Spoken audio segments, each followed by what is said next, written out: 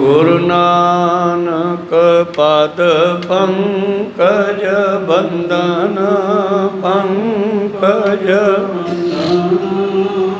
सिमरो अंगद दुख गुरु अमर दास हृदय नित ध्यान हृदय नित ध्यान श्री गुरु रामदास गुण गुरु अर्जन विघ्नन के नाशक विघ्नन के नाशक श्री हर गोबिंद सुमत श्री हरि राय नमो कर जोरी नमो कर जोरी श्री हर कृष्ण मनाऊं गुरु तेग बहादुर परम कृपाला परम कृपाला श्री गुरु गोबिंद सिंह विशाला तरुं तरा पर पुन पुन शीसा पुन पुन शीसा बंदों बार बार जगदीशा एक ओंकार सतगुरु ते प्रसाद सख्यो वाहिगुरु की फतेह है विघ्न विनाशन सोए वाहिगुरु जी की फतेह है विघ्न विनाशन सोए दोहरा कहाँ करेगा सिख जी सिदक ना तारदा कहाँ करेगा वाणियो ज्ञानाने बसारदा वाहिगुरु जी का खालसा वाहिगुरु जी की फतेह। आओ गुरु प्यारे गुरु सवारे सत्संगी जनों, रोजाना की तरह पातशाह जी की अपार किरपा बख्शिश का सदका पिछले पहरां दे दीवान सजाउंदे होए आप जी गुरु चरणों विखे हाजरियां लवा रहे हो। आओ लड़ीवार इतिहास की कथा विचार नाल जुड़ना करिए। मेरे प्रीतम जी कह रहे सी कि सिख दे अंदर कैसे कैसे गुण होने चाहिए है। जे सिख है तो उसनूं गुणां दा ग्रहण करना चाहिए, नहीं फिर वो काहदा सिख है जे उहदे अंदर गुण नहीं है, सिदक नहीं है। ये विचारां कल आपां सरवण कर रहे सी, अगे आरंभ करके सरवण करते हैं। उस तो पहला गुरु का बख्शिया फतेह का नारा करो बुलंद गज के आखो जी वाहिगुरु जी का खालसा वाहिगुरु जी की फतेह। दोहरा कहाँ करेगा सिख जे सिद्ध ना तारदा। पातशाह जी कहते वो काहदा सिख है जिहड़ा अपने सिदक ते पक्का नहीं। सिदकी सिख बेअंत होए है और असी अरदास भी करते हाँ कि साडा सिੱਖੀ सिदक ना हारे। सिर जावे तो जावे मेरा सिੱਖੀ सिदक ना जावे। धारना विषय गाउंदे आ तो सिख होना है सिदक दा पक्का होना। जे सिदक ते नहीं खड़ा अपने धर्म ते नहीं खड़ा फिर वो काहदा सिख है जी।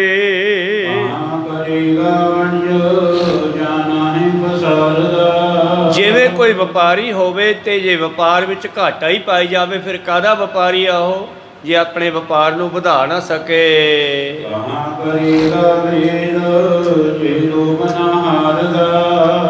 और वेदां नूं पढ़न वाला जिहड़ा है अगर वो लालची होवे भाव धर्म का जो मुखी है वो वेदां नूं पढ़न वाला अगर वो लालची है ਕਿ ਉਹ ਕਾਹਦਾ ਵੇਦਾਂਤੀ ਹੈ, ਕਾਹਦਾ ਪਾਠੀ ਹੈ, ਕਾਹਦਾ ਗ੍ਰੰਥੀ ਹੈ, ਕਾਹਦਾ ਬ੍ਰਾਹਮਣ ਹੈ। ਉਹ ਸਾਰਿਆਂ ਦੇ ਵਾਸਤੇ ਹੀ ਹੈ। ਕਹਿਣ ਲੱਗੇ ਵੇਦਾਂ ਨੂੰ, ਗ੍ਰੰਥਾਂ ਨੂੰ, ਧਾਰਮਿਕ ਗ੍ਰੰਥਾਂ ਨੂੰ ਪੜ੍ਹਨ ਦਾ ਕੀ ਫਾਇਦਾ ਜੇ ਮਨੁੱਖ ਦੇ ਅੰਦਰੋਂ ਲੋਭ ਨਾ ਗਿਆ। ਵਿਦਿਆ ਵਿਚਾਰੀ ਤਾਂ ਪਰਉਪਕਾਰੀ। ਜੇ ਵਿਦਿਆ ਨੂੰ ਵਿਚਾਰਨ ਵਾਲਾ ਬਣ ਗਿਆ, ਵਿਦਿਆ ਦੀ ਵਿਚਾਰ ਆ ਗਈ ਹੈ, ਤਾਂ ਫਿਰ ਵਿਦਿਆ ਦੀ ਵਿਚਾਰ 'ਤੇ ਚੱਲ ਕੇ ਉਸ ਨੂੰ ਪਰਉਪਕਾਰੀ ਬਣ ਜਾਣਾ ਚਾਹੀਦਾ। ਜਾਂ ਤੀਰਥ ਵਾਸੀ ਤਾਂ ਪੰਚ ਰਾਸੀ, ਤੇ ਜੇ ਤੀਰਥਾਂ ਦੇ ਵਸਦਾ ਤੇ ਤੀਰਥਾਂ ਦੇ ਗੁਣਾਂ ਨੂੰ ਹਿਰਦੇ ਵਿੱਚ ਗ੍ਰਹਿਣ ਕਰਨਾ ਚਾਹੀਦਾ। ਪ੍ਰੀਤਮ ਜੀ ਕਹਿੰਦੇ ਕੀ ਕਰੇਗਾ ਉਹ ਵੇਦ, ਵੇਦਾਂ ਨੂੰ ਪੜ੍ਹਨ ਵਾਲਾ ਵੇਦਾਂਤੀ ਗ੍ਰੰਥੀ ਸਾਰੇ ਹੀ ਸਭ ਦੇ ਵਾਸਤੇ ਹੈ। ਬਾਣੀ ਸਰਬ ਸਾਂਝੀ ਹੈ। ਤਾਂ ਉਹ ਵੇਦਾਂ ਨੂੰ ਪੜ੍ਹਨ ਵਾਲਾ ਪਿਛਲੇ ਜਨਮਾਂ 'ਚ ਬ੍ਰਾਹਮਣ ਹੁੰਦਾ ਸੀਗਾ। ਬ੍ਰਾਹਮਣ ਇੰਨਾ ਲਾਲਚੀ ਹੋ ਗਿਆ ਸੀ, ਗੱਲ ਗੱਲ 'ਤੇ ਪੈਸੇ ਲੈਣ ਲੱਗ ਪਿਆ ਸੀ। ਜਿਸ ਵੇਲੇ ਗੁਰੂ ਨਾਨਕ ਦੇਵ ਜੀ ਦਾ ਆਗਮਨ ਹੋਇਆ, ਉਸ ਵੇਲੇ ਉਹਨਾਂ ਨੇ ਬ੍ਰਾਹਮਣ ਦੀ ਹਾਲਤ ਵੇਖੀ ਤਾਂ ਉਹਨਾਂ ਨੂੰ ਕਹਿਣਾ ਪਿਆ, ਸੱਸੈ ਸੰਜਮ ਗਇਓ ਮੂੜੇ। ਓਏ ਮੂਰਖਾ, ਤੇਰਾ ਤਾਂ ਜੀਵਨ ਹੀ ਬਰਬਾਦ ਹੋ ਗਿਆ। ਤੇਰੇ ਅੰਦਰੋਂ ਸਬਰ ਸੰਤੋਖ ਚਲਿਆ ਗਿਆ। ਸੱਸੈ ਸੰਜਮ ਗਇਓ ਮੂੜੇ, ਏਕ ਦਾਨ ਤੁਧ ਕੁਥਾਏ ਲਿਆ। ਕਈ ਤਰ੍ਹਾਂ ਦੇ ਦਾਨ ਲੈਣਾ ਦੰਦ ਘਸਾਈ ਦੇ ਰੂਪ 'ਚ। ਸਰਾਧਾਂ 'ਤੇ ਰੋਟੀ ਖਾ ਕੇ ਫਿਰ ਉਹਦੀ ਦੰਦ ਘਸਾਈ ਵੀ ਮੰਗਦਾ। ਬਹੁਤ ਕੁਛ ਲੈਣਾ, ਪਰ ਇੱਕ ਦਾਨ ਤੂੰ ਮਾੜਾ ਖਾ ਲਿਆ। ਬਾਕੀਆਂ ਨੂੰ ਮੈਂ ਕੁਛ ਨਹੀਂ ਕਹਿੰਦਾ, ਪਰ ਆਹ ਦਾਨ ਤੂੰ ਛੱਡ ਦੇ। ਜੇ ਲਵੇਂ ਤਾਂ ਤੇਰਾ ਜੀਵਨ ਬਰਬਾਦ ਹੋ ਜਾਵੇਗਾ। ਸੱਸੈ ਸੰਜਮ ਗਇਓ ਮੂੜੇ, ਏਕ ਦਾਨ ਤੁਧ ਕੁਥਾਏ ਲਿਆ। ਕਿਹੜਾ ਭਲਾ? ਸਾ ਪੁੱਤਰੀ ਜਜਮਾਨ ਕੀ ਸਾਈ ਤੇਰੀ। ਲੜਕੀ ਦੇ ਫੇਰੇ ਕਰਾਉਣ ਦੇ ਜਿਹੜੇ ਪੈਸੇ ਲੈਣਾ, ਉਹ ਤੂੰ ਗਲਤ ਲੈ ਰਿਹਾ ਹੈ। ਜਿਵੇਂ ਆਮ ਕਹਾਵਤ ਹੈ, ਧੀਆਂ ਸਭ ਦੀਆਂ ਸਾਂਝੀਆਂ ਹੁੰਦੀਆਂ।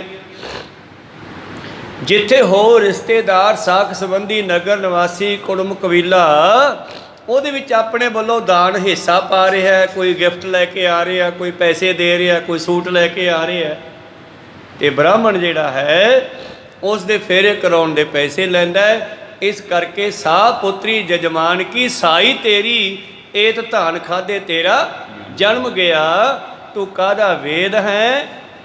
ਵੇਦਾਂਤੀ ਹੈ। ਵੇਦਾਂ ਨੂੰ ਪੜ੍ਹਨ ਵਾਲਾ ਜੇ ਲੋਭ ਨਹੀਂ ਤਿਆਗਦਾ, ਇੱਕ ਘਰ ਤਾਂ ਛੱਡ ਦੇ, ਇੱਕ ਦਾਨ ਤਾਂ ਛੱਡ ਦੇ। ਕਹਿੰਦੇ ਆ ਡੈਣ ਵੀ ਇੱਕ ਘਰ ਤਾਂ ਛੱਡ ਦਿੰਦੀ ਹੈ, ਕੋ ਸਤਨਾਮ ਸੀ। ਇਸ ਕਰਕੇ ਉਹ ਕਾਹਦਾ ਵੇਦਾਂਤੀ ਹੈ? ਵੇਦਾਂ ਨੂੰ ਪੜ੍ਹਨ ਵਾਲਾ ਜੇ ਲਾਲਚ ਤਿਆਗਦਾ ਨਹੀਂ ਜੇ। ਔਰ ਮਨੁੱਖਾ ਜਨਮ ਲੈਣ ਦਾ ਕੀ ਫਾਇਦਾ ਜੇ ਪਰਮੇਸ਼ਰ ਨੂੰ ਯਾਦ ਨਹੀਂ ਕਰਦਾ।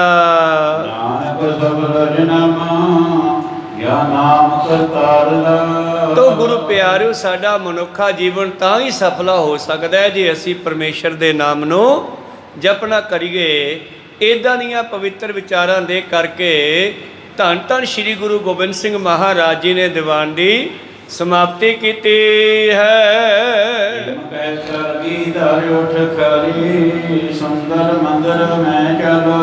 ਔਰ ਪ੍ਰੀਤਮ ਜੀ ਦੀਵਾਨ ਵਿੱਚੋਂ ਉੱਠ ਕੇ ਆਪਣੇ ਮਹਿਲਾਂ ਵੱਲ ਆ ਗਏ ਹਨ।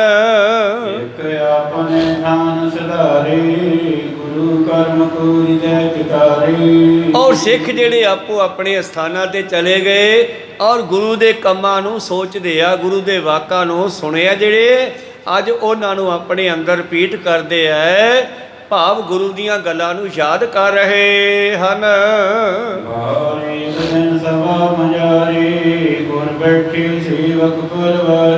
ਇੱਕ ਦਿਨ ਦੀ ਗੱਲ ਹੈ, ਧੰਨ ਧੰਨ ਸ਼੍ਰੀ ਗੁਰੂ ਗੋਬਿੰਦ ਸਿੰਘ ਜੀ ਮਹਾਰਾਜ ਜੀ ਦਾ ਦੀਵਾਨ ਸਜਿਆ ਹੋਇਆ ਹੈ। ਬਹੁਤ ਸਾਰੀਆਂ ਸਿੱਖ ਸੰਗਤਾਂ ਉਹਨਾਂ ਦੀ ਹਜ਼ੂਰੀ ਵਿੱਚ ਬੈਠੀਆਂ ਹਨ।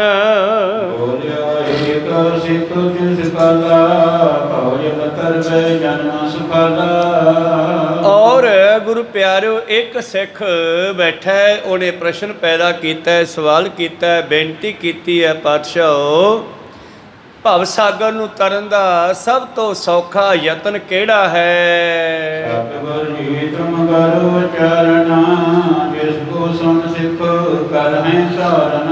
ਮਹਾਰਾਜ ਜੀ ਆਪ ਜੀ ਦੱਸਣਾ ਕਰੋ ਤਾਂ ਕਿ ਸਾਡਾ ਸਿੱਖ ਸੰਗਤਾਂ ਦਾ ਉਧਾਰ ਹੋਵੇ।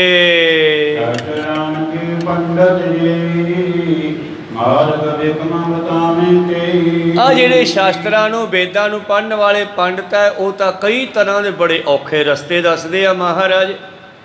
ਕਿਉਂਕਿ ਪੁਰਾਣੇ ਸਮਿਆਂ ਵਿੱਚ ਜਿਹੜੇ ਬ੍ਰਾਹਮਣ ਸਨ ਧਰਮ ਦੇ ਮੁਖੀ, ਉਹ ਲੋਕਾਂ ਨੂੰ ਬੜਾ ਹੀ ਤਰ੍ਹਾਂ ਦੇ ਕਰਮਕਾਂਡਾਂ ਵਿੱਚ ਫਸਾਇਆ ਹੋਇਆ ਸੀਗਾ। ਆਪਣਾ ਰੋਟੀ ਪਾਣੀ ਚਲਾਉਣ ਵਾਸਤੇ ਬੱਚੇ ਦੇ ਜਨਮ ਤੋਂ ਲੈ ਕੇ ਬੁੱਢਾ ਹੋ ਕੇ ਮਰਨ ਤੱਕ ਦੇ ਅਨੇਕਾਂ ਹੀ ਕਰਮਕਾਂਡ ਬਣਾਤੇ। ਜੇ ਬੱਚੇ ਦਾ ਨਾਮ ਧਰਨਾ ਹੈ ਤਾਂ ਵੀ ਸਾਨੂੰ ਪੁੱਛ ਕੇ ਧਰੋ। ਜੇ ਤੁਸੀਂ ਭਾਈ ਆ ਨਵਾਂ ਦੇਸੀ ਮਹੀਨਾ ਚੜ੍ਹਦਾ ਹੈ, ਕਿਸੇ ਨੇ ਪਹਿਲਾਂ ਨਾਂ ਨਹੀਂ ਲੈਣਾ ਜਿੰਨਾ ਚਿਰ ਬ੍ਰਾਹਮਣ ਤੋਂ ਨਾ ਸੁਣਿਆ, ਤੇ ਬ੍ਰਾਹਮਣ ਤੋਂ ਦਛਨਾ ਦੇਖੇ ਉਹ ਤੋਂ ਪੁੱਛੋ ਵੀ ਅੱਜ ਮਹੀਨਾ ਕਿਹੜਾ, ਕਹੋ ਸਤਨਾਮ ਸ੍ਰੀ। ਦਛਨਾ ਦੇ ਕੇ ਫਿਰ ਜ਼ਿਆਦਾਤਰ ਬੀਬੀਆਂ ਨੂੰ ਹੀ ਡਰਾਇਆ ਜਾਂਦਾ ਸੀਗਾ। ਤੁਸੀਂ ਦੇਖ ਲਓ ਜਿੰਨੇ ਵੀ ਕਰਮਕਾਂਡ ਜੇ ਬਣੇ ਆ ਨਾ, ਉਹਦੇ ਵਿੱਚ ਬੀਬੀਆਂ ਮੁਖੀ ਆ। ਕਿਉਂਕਿ ਬੀਬੀਆਂ ਵਿਚਾਰੀਆਂ ਕੋਮਲ ਹੁੰਦੀਆਂ, ਡਰ ਜਾਂਦੀਆਂ। ਇਹਨਾਂ ਨੂੰ ਬੜਾ ਹੀ ਗੁਰੂ ਪਿਆਰੇ ਉਹਨਾਂ ਲੋਕਾਂ ਨੇ ਚੱਕਰਾਂ 'ਚ ਪਾਇਆ ਹੋਇਆ ਸੀਗਾ। ਔਰ ਜੇ ਘਰ ਦੇ ਵਿੱਚ ਕੋਈ ਬੱਚਾ ਕਹਿ ਵੀ ਦਿੰਦਾ ਅੱਜ ਨਵਾਂ ਮਹੀਨਾ ਆਸੂ ਦਾ ਚੜ੍ਹਿਆ, ਚੁੱਪ ਚੁੱਪ ਜਾਂ ਪਹਿਲਾਂ ਬਾਬੇ ਨੂੰ ਪੁੱਛ ਕੇ ਆ ਵੀ ਕਿਹੜਾ ਮਹੀਨਾ ਹੈ, ਕਹੋ ਸਤਨਾਮ। ਆਪਾਂ ਨਹੀਂ ਨਾਂ ਲੈਣਾ, ਪਹਿਲਾਂ ਬ੍ਰਾਹਮਣ ਨੂੰ ਪੁੱਛ ਕੇ ਆ। ਤਾਂ ਮਤਲਬ ਸੀਗਾ ਕਿ ਹਿੰਦੁਸਤਾਨ ਦੇ ਭਾਰਤ ਵਰਸ਼ ਦੇ ਆਦੀਵਾਸੀ ਲੋਕਾਂ ਨੂੰ ਐਸਾ ਆਪਣੇ ਮੱਕੜ ਜਾਲ ਵੀ ਜਕੜਿਆ ਹੋਇਆ ਸੀਗਾ ਕਿ ਅੱਜ ਤੱਕ ਸਾਡੇ ਦਿਮਾਗ 'ਚੋਂ ਚੀਜ਼ਾਂ ਨਿਕਲੀਆਂ ਨਹੀਂ ਗਈਆਂ। ਗੁਰੂ ਘਰ ਵੀ ਆਉਣੇ ਆ ਤੇ ਮੱਸਿਆ ਤੇ ਰੋਟੀਆਂ ਵੀ ਖਵਾਉਣੇ ਆ, ਲੱਸੀ ਵੀ ਪਾਉਣ ਜਾਂਦੇ ਆ। ਭਾਵ ਦਿਮਾਗ ਦੇ ਵਿੱਚ ਜਿਹੜੀ ਡਰ ਬਿਠਾਤਾ ਨਾ, ਉਹ ਬੜਾ ਔਖਾ ਨਿਕਲੋ। ਗੁਰੂ ਸਾਹਿਬ ਨੇ ਬੜੀ ਕਿਰਪਾ ਕੀਤੀ ਆ ਕੱਢਣ ਵਾਸਤੇ, ਬੜੇ ਤਰ੍ਹਾਂ ਦੇ ਸ਼ਬਦ ਰਚੇ। ਜਿਵੇਂ ਕੱਲ ਪਰਸੋਂ ਹੀ ਮੱਸਿਆ ਲੰਘੀ ਆ, ਤੇ ਭਗਤ ਕਬੀਰ ਸਾਹਿਬ ਜੀ ਕਹਿੰਦੇ ਜੀਵਤ ਪਿੱਤਰ ਨਾ ਮਾਨਿਆ ਕੋ ਮੂਏ ਸਰਾਧ ਕਰਾਹੀ। ਜਿਉਂਦਿਆਂ ਦੀ ਕੋਈ ਸੇਵਾ ਨਹੀਂ ਕਰਦਾ, ਮਰਨ ਤੋਂ ਬਾਅਦ ਸਰਾਧ ਕਰਾਉਂਦੇ ਫਿਰਦੇ ਨੇ। ਉਹ ਜਿਹੜੇ ਡਰ ਬਿਠਾਏ ਹੋਏ ਆ ਦਿਮਾਗਾਂ ਦੇ ਵਿੱਚ, ਉਹ ਸਾਰੇ ਗੁਰੂ ਪਿਆਰੇ ਮਨੁੱਖਾਂ ਦੇ ਵਿੱਚ, ਇਸਤਰੀਆਂ ਵਿੱਚ ਬਿਠਾਏ ਹੋਏ ਸੀ। ਇਸ ਕਰਕੇ ਹਜੇ ਤੱਕ ਉਹ ਨਿਕਲਦੇ ਨਹੀਂ ਰਹੇ। ਗੁਰੂ ਕਿਰਪਾ ਕਰਨ। ਇਸ ਤਰ੍ਹਾਂ ਸਤਿਗੁਰੂ ਪਾਤਸ਼ਾਹ ਜੀ ਨੂੰ ਪੁੱਛਦਾ ਸਿੱਖ ਕਿ ਮਹਾਰਾਜ ਸ਼ਾਸਤਰਾਂ ਵਿੱਚ ਤਾਂ ਬੜੇ ਤਰ੍ਹਾਂ ਦੇ ਮਾਰਗ ਦੱਸੇ ਆ, ਬਈ ਐਦਾਂ ਕਰਨਾ ਪਊਗਾ ਤਾਂ ਮੁਕਤੀ ਹੋਊ, ਇੱਥੇ ਐਂ ਕਰਨਾ ਪਊ, ਇੱਥੇ ਐਂ ਕਰਨਾ ਪਊ, ਅਨੇਕਾਂ ਤਰ੍ਹਾਂ ਦੇ ਕਰਮਕਾਂਡ। ਮਹਾਰਾਜ ਤੁਸੀਂ ਦੱਸੋ ਕੋਈ ਸੌਖਾ ਰਸਤਾ।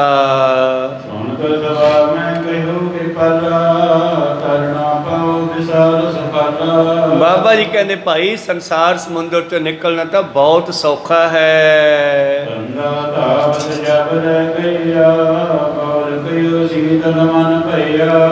ਜਦੋਂ ਮਨੁੱਖ ਧੰਦਿਆਂ ਵਿੱਚੋਂ ਉੱਚਾ ਉੱਠ ਗਿਆ, ਸੰਕਲਪ ਫੁਰਨੇ ਖਤਮ ਕਰ ਲਏ ਜਦੋਂ ਮਨੁੱਖ ਨੇ, ਤਾਂ ਇਹਦਾ ਮਨ ਸ਼ੀਤਲ ਹੋ ਜਾਂਦਾ ਹੈ।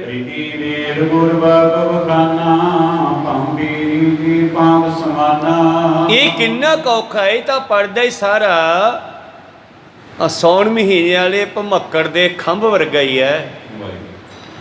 ਭੰਬੀਰੀ ਹੁੰਦੀ ਹੈ, ਉਹ ਭਮੱਕੜ ਜਿਹੜਾ ਆਉਂਦਾ ਬੜਾ ਖੰਭ ਮਾਰਦਾ ਹੈ। ਉਹਦਾ ਖੰਭ ਕਿੰਨਾ ਪਤਲਾ ਹੁੰਦਾ ਹੈ।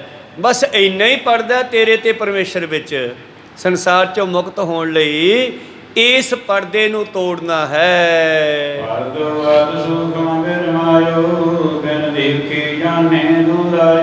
ਔਰ ਜਿਸ ਨੂੰ ਸਮਝ ਆ ਗਈ ਉਹਦੇ ਵਾਸਤੇ ਕੰਧ ਦੇ ਪਰਲੇ ਪਾਸੇ ਕੀ ਹੋ ਰਿਹਾ ਪਤਾ ਲੱਗ ਗਿਆ।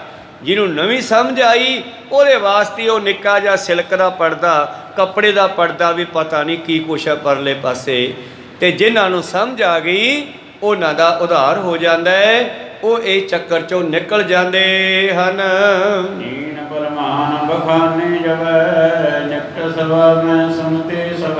ਤੇ ਸਤਿਗੁਰੂ ਪਾਤਸ਼ਾਹ ਜੀ ਨੇ 3 ਵਾਰੀ ਕਿਹਾ, ਪੰਭੀਰੀ ਕੈ ਪਾਤ ਪਾਰ ਦੋ, ਬਿਨ ਪੀਖੇ ਦੋ, ਬਿਨ ਪੇਖੇ ਦੂਰ ਆਇਓ। ਪੰਭੀਰੀ ਦੇ ਪਰਲੇ ਪਾਸੇ, ਪਤੰਗ ਦੇ ਖੰਭ ਦੇ ਪਰਲੇ ਪਾਸੇ ਜਿਹੜਾ ਹੈ ਮਾਨੋ ਪਰਮੇਸ਼ਰ ਦਾ ਵਾਸਾ ਹੈ। ਇੰਨਾ ਬਰੀਕ ਪੜਦਾ ਹੈ, ਪਰ ਇਹ ਜਿੰਨਾ ਚਿਰ ਨਹੀਂ ਵੇਖਿਆ ਉਹਨਾਂ ਚਿਰ ਹੀ ਐਂ ਬੜਾ ਔਖਾ ਲੱਗਦਾ ਹੈ। ਬਹੁਤ ਕਿਰਪਾ ਕਰ ਗੁਰੂ ਵਿਚਾਰਾ, ਸੁਣ ਸਿੱਖਾ ਪੁਨ ਤਰਨ ਸੁਖਾਰਾ। ਸਿੱਖਾ ਤਰਨਾ ਤਾਂ ਬੜਾ ਸੌਖਾ ਹੈ ਸੰਸਾਰ ਸਮੁੰਦਰ ਚੋਂ। ਰਾਮ ਰਾਮ ਸਿਮਰਨ ਕੈ ਕਰੀਐ, ਪਾਪ ਪੂਰ ਭਲੇ ਪੂਰ ਬਹਰੀਐ। ਸਾਨੂੰ ਪਰਮੇਸ਼ਰ ਦੇ ਨਾਮ ਦਾ ਜਾਪ ਕਰਨਾ ਚਾਹੀਦਾ ਹੈ। ਇੱਥੇ ਰਾਮ ਰਾਮ ਕਹਿਣ ਦਾ ਮਤਲਬ ਰਾਮ ਰਾਮ ਨਹੀਂ, ਸਾਡੇ ਵਾਸਤੇ ਵਾਹਿਗੁਰੂ ਮੰਤਰ ਹੈ। ਜੋ ਸਾਨੂੰ ਸਤਿਗੁਰਾਂ ਨੇ ਦਿੱਤਾ ਹੈ। ਇਸ ਕਰਕੇ ਸਿੱਖਾਂ ਨੂੰ ਆਪਣੇ ਧਰਮ ਦੇ ਮੁਤਾਬਕ ਵਾਹਿਗੁਰੂ ਮੰਤਰ ਦਾ ਜਾਪ ਕਰਨਾ ਚਾਹੀਦਾ ਹੈ, ਜਿਹੜਾ ਕਿ ਪੂਰਬਲੇ ਪਾਪਾਂ ਦਾ ਖਾਤਮਾ ਕਰਦਾ ਹੈ। ਇਤਰਾ ਕੋ ਕਰ ਕੋ ਮਰਨਾ ਨਦੀ ਪ੍ਰਵਾਹ ਜਗਤ ਕੋ ਸਿਰਣਾ। ਔਰ ਮੌਤ ਨੂੰ ਤੇ ਰੱਬ ਨੂੰ ਹਮੇਸ਼ਾ ਯਾਦ ਰੱਖੋ, ਪਰਮੇਸ਼ਰ ਦਾ ਸਿਮਰਨ ਕਰੋ ਤੇ ਮਰਨਾ ਸਭ ਨੇ ਹੈ। ਜਿਵੇਂ ਨਦੀ ਦਾ ਪ੍ਰਵਾਹ ਜਿਹੜਾ ਹੈ ਉਹ ਚੱਲਦਾ ਰਹਿੰਦਾ ਹੈ, ਲੰਘਿਆ ਪਾਣੀ ਮੁੜ ਕੇ ਨਹੀਂ ਆਉਂਦਾ। ਇਨ ਦੋਨੋਂ ਕੋ ਨਾਹਿ ਵਿਸਾਰੂ ਬਉਰ ਨ ਹੋਇ ਹੈ ਪਾਪ ਸੁਖਾਰੂ। ਇਹਨਾਂ ਦੋਨਾਂ ਚੀਜ਼ਾਂ ਨੂੰ ਹਮੇਸ਼ਾ ਯਾਦ ਰੱਖੋ, ਮੌਤ ਅਤੇ ਪਰਮੇਸ਼ਰ ਨੂੰ। ਜਦ ਪਰਮੇਸ਼ਰ ਤੇ ਮੌਤ ਯਾਦ ਰਹੇਗੀ, ਬੰਦਾ ਪਾਪ ਕਰਮ ਨਹੀਂ ਕਰੇਗਾ। ਸੋਨਿਆ ਬਦੀਸ ਸਾਰ ਬਖ ਜੋਈ ਰਾਮ ਮਰਨ ਰਾਖਣ ਚਿਤ ਦੂਈ। ਤੋ ਸਾਡੇ ਉਪਦੇਸ਼ ਦਾ ਇੱਕੋ ਤੱਤ ਹੈ ਕਿ ਪਰਮੇਸ਼ਰ ਨੂੰ ਤੇ ਮੌਤ ਨੂੰ ਯਾਦ ਰੱਖੋ। ਦੋ ਗੱਲਾਂ ਨੂੰ ਯਾਦ ਰੱਖਾਂਗੇ ਤੇ ਅਸੀਂ ਕਦੇ ਵੀ ਮਾੜਾ ਕਰਮ ਨਹੀਂ ਕਰਾਂਗੇ। ਮਾੜਾ ਕਰਮ ਨਹੀਂ ਕਰਾਂਗੇ ਤੇ ਸਾਡੀ ਜਿਹੜੀ ਆ ਮੁਕਤੀ ਸਹਿਜੀ ਹੋ ਸਕਦੀ ਹੈ। ਜਿਵੇਂ ਇੱਕ ਮਨੁੱਖ ਦੇ ਦਿਮਾਗ ਵਿੱਚ ਫੁਰਨਾ ਬਣ ਗਿਆ ਔਰ ਸਤਿਗੁਰੂ ਗੋਬਿੰਦ ਸਿੰਘ ਮਾਨ ਦਾ ਫੁਰਨਾ ਪੜ੍ਹ ਲਿਆ, ਬਈ ਇਤਨੇ ਸੰਗਤ ਆਉਂਦੀ ਹੈ, ਇਸਤਰੀਆਂ ਆਉਂਦੀਆਂ ਤੇ ਸਤਿਗੁਰੂ ਪਾਤਸ਼ਾਹ ਜੀ ਦੇ ਕੋਲ ਇਤਨੀਆਂ ਸੰਗਤਾਂ ਵਿਚਰਦੀਆਂ ਹਨ।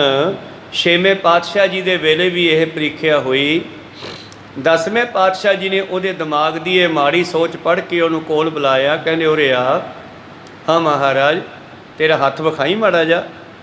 ਪਾਤਸ਼ਾਹ ਦੇ ਕੰਨੇ ਉਹਨੇ ਹੱਥ ਕੀਤਾ ਤੇ ਵੈਸੇ ਹੀ ਪਾਤਸ਼ਾਹ ਹੱਥ ਨੂੰ ਵੇਖ ਕੇ ਕਹਿੰਦੇ ਓਹੋ ਤੇਰੀ ਤਾਂ ਮੌਤ ਹੀ ਬੜੀ ਨੇੜੇ ਆ ਗਈ ਯਾਰ। ਕਹੋ ਸਤਨਾਮ ਸਿੰਘ, ਤੂੰ ਤਾਂ ਇਹ ਹਫ਼ਤੇ ਵਾਲਾ ਅਗਲੇ ਹਫ਼ਤੇ ਬਾਅਦ ਅਗਲੇ ਦਿਨ ਮਰ ਜਾਣਾ। ਤੂੰ ਇੱਕ ਹਫ਼ਤੇ ਬਾਅਦ ਤੂੰ ਜਾ ਘਰੇ, ਜੋ ਖਾਣਾ ਪੀਣਾ ਖਾ ਪੀ ਲੈ, ਜੋ ਐਸ਼ ਕਰਨੀ ਆ ਕਰ ਲਾ, ਹਫ਼ਤੇ ਬਾਅਦ ਤੇਰੀ ਮੌਤ ਆ। ਉਹ ਨੌਜਵਾਨ ਘਰੇ ਗਿਆ, ਖੇਸ ਲੈ ਕੇ ਲੰਮਾ ਪੈ ਗਿਆ ਮੰਜੇ ਤੇ। ਕਹੋ ਸਤਨਾਮ ਸਿੰਘ। ਘਰ ਵਾਲੀ ਕਹਿੰਦੀ ਸਿਰ ਦੁਖਦਾ, ਕਹਿੰਦਾ ਨਹੀਂ। ਫਿਰ ਕੀ ਗੱਲ ਆਏ ਕਿਉਂ ਪੈ ਗਿਆ? ਬਸ ਤੂੰ ਪਰੇ ਹੋ ਜਾ, ਬੁਲਾ ਨਾ ਮੈਨੂੰ। ਉਹ ਰੋਟੀ ਲੈ ਕੇ ਆਈ, ਕਹਿੰਦਾ ਰੋਟੀ ਨਹੀਂ ਖਾਣੀ। ਜਵਾਕ ਡੈਡੀ ਡੈਡੀ ਕਰਦੇ ਆ, ਜਵਾਕਾਂ ਨੂੰ ਧੱਕੇ ਮਾਰਦਾ, ਪਰੇ ਭੱਜੋ। ਦੱਸਦਾ ਕਿਸੇ ਨੂੰ ਨਹੀਂ ਦਿਲ ਦਾ ਦੁੱਖ ਵੀ ਮੈਂ ਹਫ਼ਤੇ ਬਾਅਦ ਮਰ ਜਾਣਾ। ਤੇ ਗੁਰੂ ਪਿਆਰਿਓ, ਹਫ਼ਤੇ ਦੇ ਵਿੱਚ ਉਹਨੇ ਨਾ ਤਾਂ ਜਵਾਕਾਂ ਨਾਲ ਬੋਲਿਆ ਚੱਜ ਨਾਲ, ਨਾ ਕੋਈ ਪਿਆਰ ਦੀ ਗੱਲ ਕੀਤੀ, ਨਾ ਕੋਈ ਚੱਜ ਨਾਲ ਖਾਧਾ ਪੀਤਾ, ਨਾ ਕੋਈ ਪਹਿਨਿਆ। ਹਫ਼ਤਾ ਬਤੀਤ ਹੋ ਗਿਆ। ਸਤਿਗੁਰਾਂ ਨੂੰ ਵੀ ਯਾਦ ਸੀ ਤੇ ਸ਼ਾਮਾਂ ਤੱਕ ਉਡੀਕਿਆ ਉਸਨੇ, ਮੌਤ ਹਜੇ ਆਈ ਨਹੀਂ। ਤੇ ਸਤਿਗੁਰਾਂ ਨੇ ਸਿੱਖ ਨੂੰ ਭੇਜਤਾ, ਕਹਿੰਦੇ ਜਾਓ ਨੌਜਵਾਨ ਨੂੰ ਸੱਦ ਕੇ ਲਿਆਓ ਘਰੋਂ। ਕਹੋ ਸਤਨਾਮ ਸਿੰਘ। ਕਹਿੰਦੇ ਉਹਨੂੰ ਸੱਦ ਕੇ ਲਿਆਂਦਾ ਘਰੋਂ। ਪਾਤਸ਼ਾਹ ਕਹਿੰਦੇ ਹਾਂ ਬਈ ਫਿਰ ਕਿੰਨੀ ਕੁ ਐਸ਼ ਕਰ ਲਈ? ਆ ਪਿਛਲੇ ਹਫ਼ਤੇ ਵਿੱਚ ਕਿੰਨੇ ਕੁ ਆਨੰਦ ਭੋਗ ਲਏ, ਕਿੰਨੇ ਕੁ ਤੂੰ ਬਾਲ ਬੱਚਿਆਂ ਨਾਲ ਪਿਆਰ ਕੀਤਾ, ਕਿੰਨਾ ਖਾਧਾ ਪੀਤਾ ਚੰਗਾ। ਕਹਿੰਦਾ ਜੀ ਕਿਹੜਾ ਖਾਣਾ ਪੀਣਾ ਸੀ, ਮੌਤ ਤਾਂ ਸਿਰ 'ਤੇ ਘੁੰਮਣ ਲੱਗ ਪਈ ਸੀ। ਕਹੋ ਸਤਨਾਮ ਸਿੰਘ। ਕਹਿੰਦੇ ਫੇਰ ਕੀ ਦਿਨ ਰਾਤ ਮੌਤ ਦਾ ਖਿਆਲ ਸੀ ਮਾਰਾ। ਕੋਈ ਇੰਦਰੀਆਂ ਦਾ ਸਵਾਦ ਨਹੀਂ ਯਾਦ ਆਇਆ, ਕੋਈ ਜਵਾਕਾਂ ਦਾ ਪਿਆਰ ਨਹੀਂ ਲੋਟ ਆਇਆ। ਮੈਂ ਤਾਂ ਕੁਛ ਵੀ ਨਹੀਂ ਕੀਤਾ ਹਫ਼ਤੇ ਵਿੱਚ।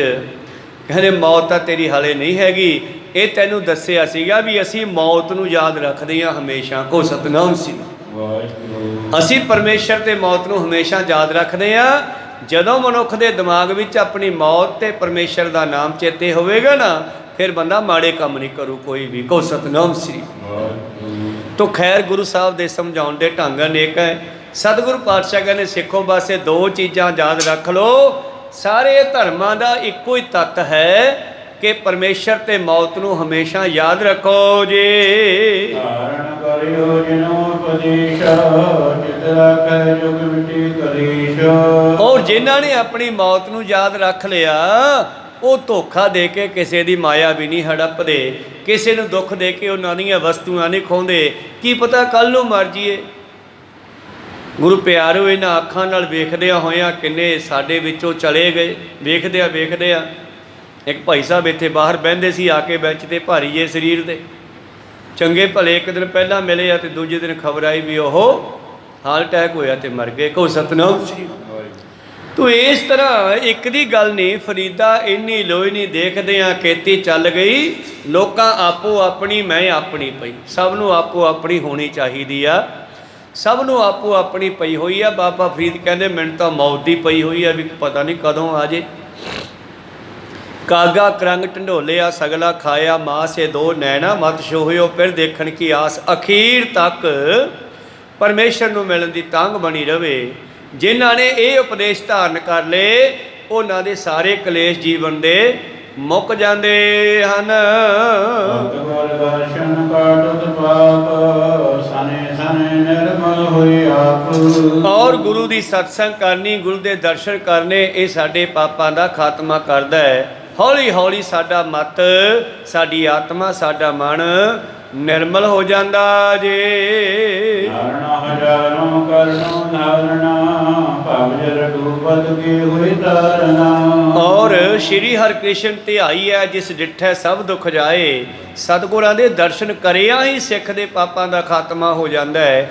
ਇਹ ਵੀ ਸਤਿਗੁਰ ਦੇ ਦਰਸ਼ਨਾਂ ਵਿੱਚ ਪਾਵਰ ਹੈ ਗੁਰੂ ਪਿਆਰਿਓ। ਹਜ਼ਾਰਾਂ ਹੀ ਜੀਵਾਂ ਦਾ ਉਧਾਰ ਸਤਿਗੁਰਾਂ ਦੇ ਦਰਸ਼ਨਾਂ ਨੇ ਕੀਤਾ ਹੈ। ਭਜਨ ਵਿਖੇ ਸਿੱਖਣ ਦੇਵ ਲਾਗੀ ਗੁਰਪਦ ਪੰਕੁਜ ਕੀ ਰਤ ਜਾਗੀ। ਔਰ ਜਿਨ੍ਹਾਂ ਦੀ ਭਜਨ ਵਿੱਚ ਲਿਵ ਲੱਗ ਜਾਂਦੀ ਹੈ, ਜਿਨ੍ਹਾਂ ਸਿੱਖਾਂ ਦੀ ਗੁਰੂ ਦੇ ਚਰਨਾਂ ਨਾਲ ਜਿਨ੍ਹਾਂ ਦਾ ਪਿਆਰ ਪੈ ਜਾਂਦਾ ਹੈ। ਐਸਾ ਚਰਨ ਕੋ ਹੋਈ ਅਭਿਆਸ ਪਰੀ ਜੰਗ ਸ਼ਤਰੁਨ ਵਿਨਾਸ਼। ਦੋ ਤਰ੍ਹਾਂ ਦੇ ਸੂਰਮੇ ਹੈ।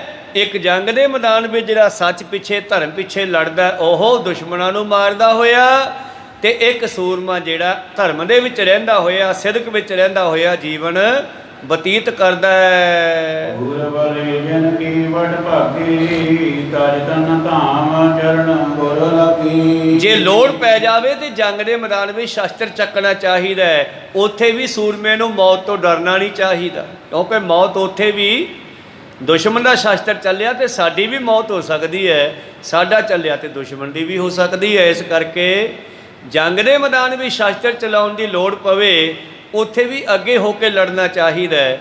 ਇਹੋ ਹੀ ਕਾਰਨ ਸੀਗਾ ਕਿ ਸਤਿਗੁਰਾਂ ਦੇ ਉਪਦੇਸ਼ ਦਾ ਸਦਕਾ ਗੁਰੂ ਕੀਆਂ ਫੌਜਾਂ ਮੌਤ ਦੀ ਪਰਵਾਹ ਕੀਤੇ ਬਿਨਾ ਅੱਗੇ ਹੋ ਕੇ ਲੜਦੀਆਂ ਸੀ, ਤਾਂ ਤੇ ਸਾਰੇ ਜੰਗ ਸਤਿਗੁਰਾਂ ਨੇ ਜਿੱਤੇ 17 ਦੇ 17 ਕੋ ਸਤਨਾਮ ਸੀ।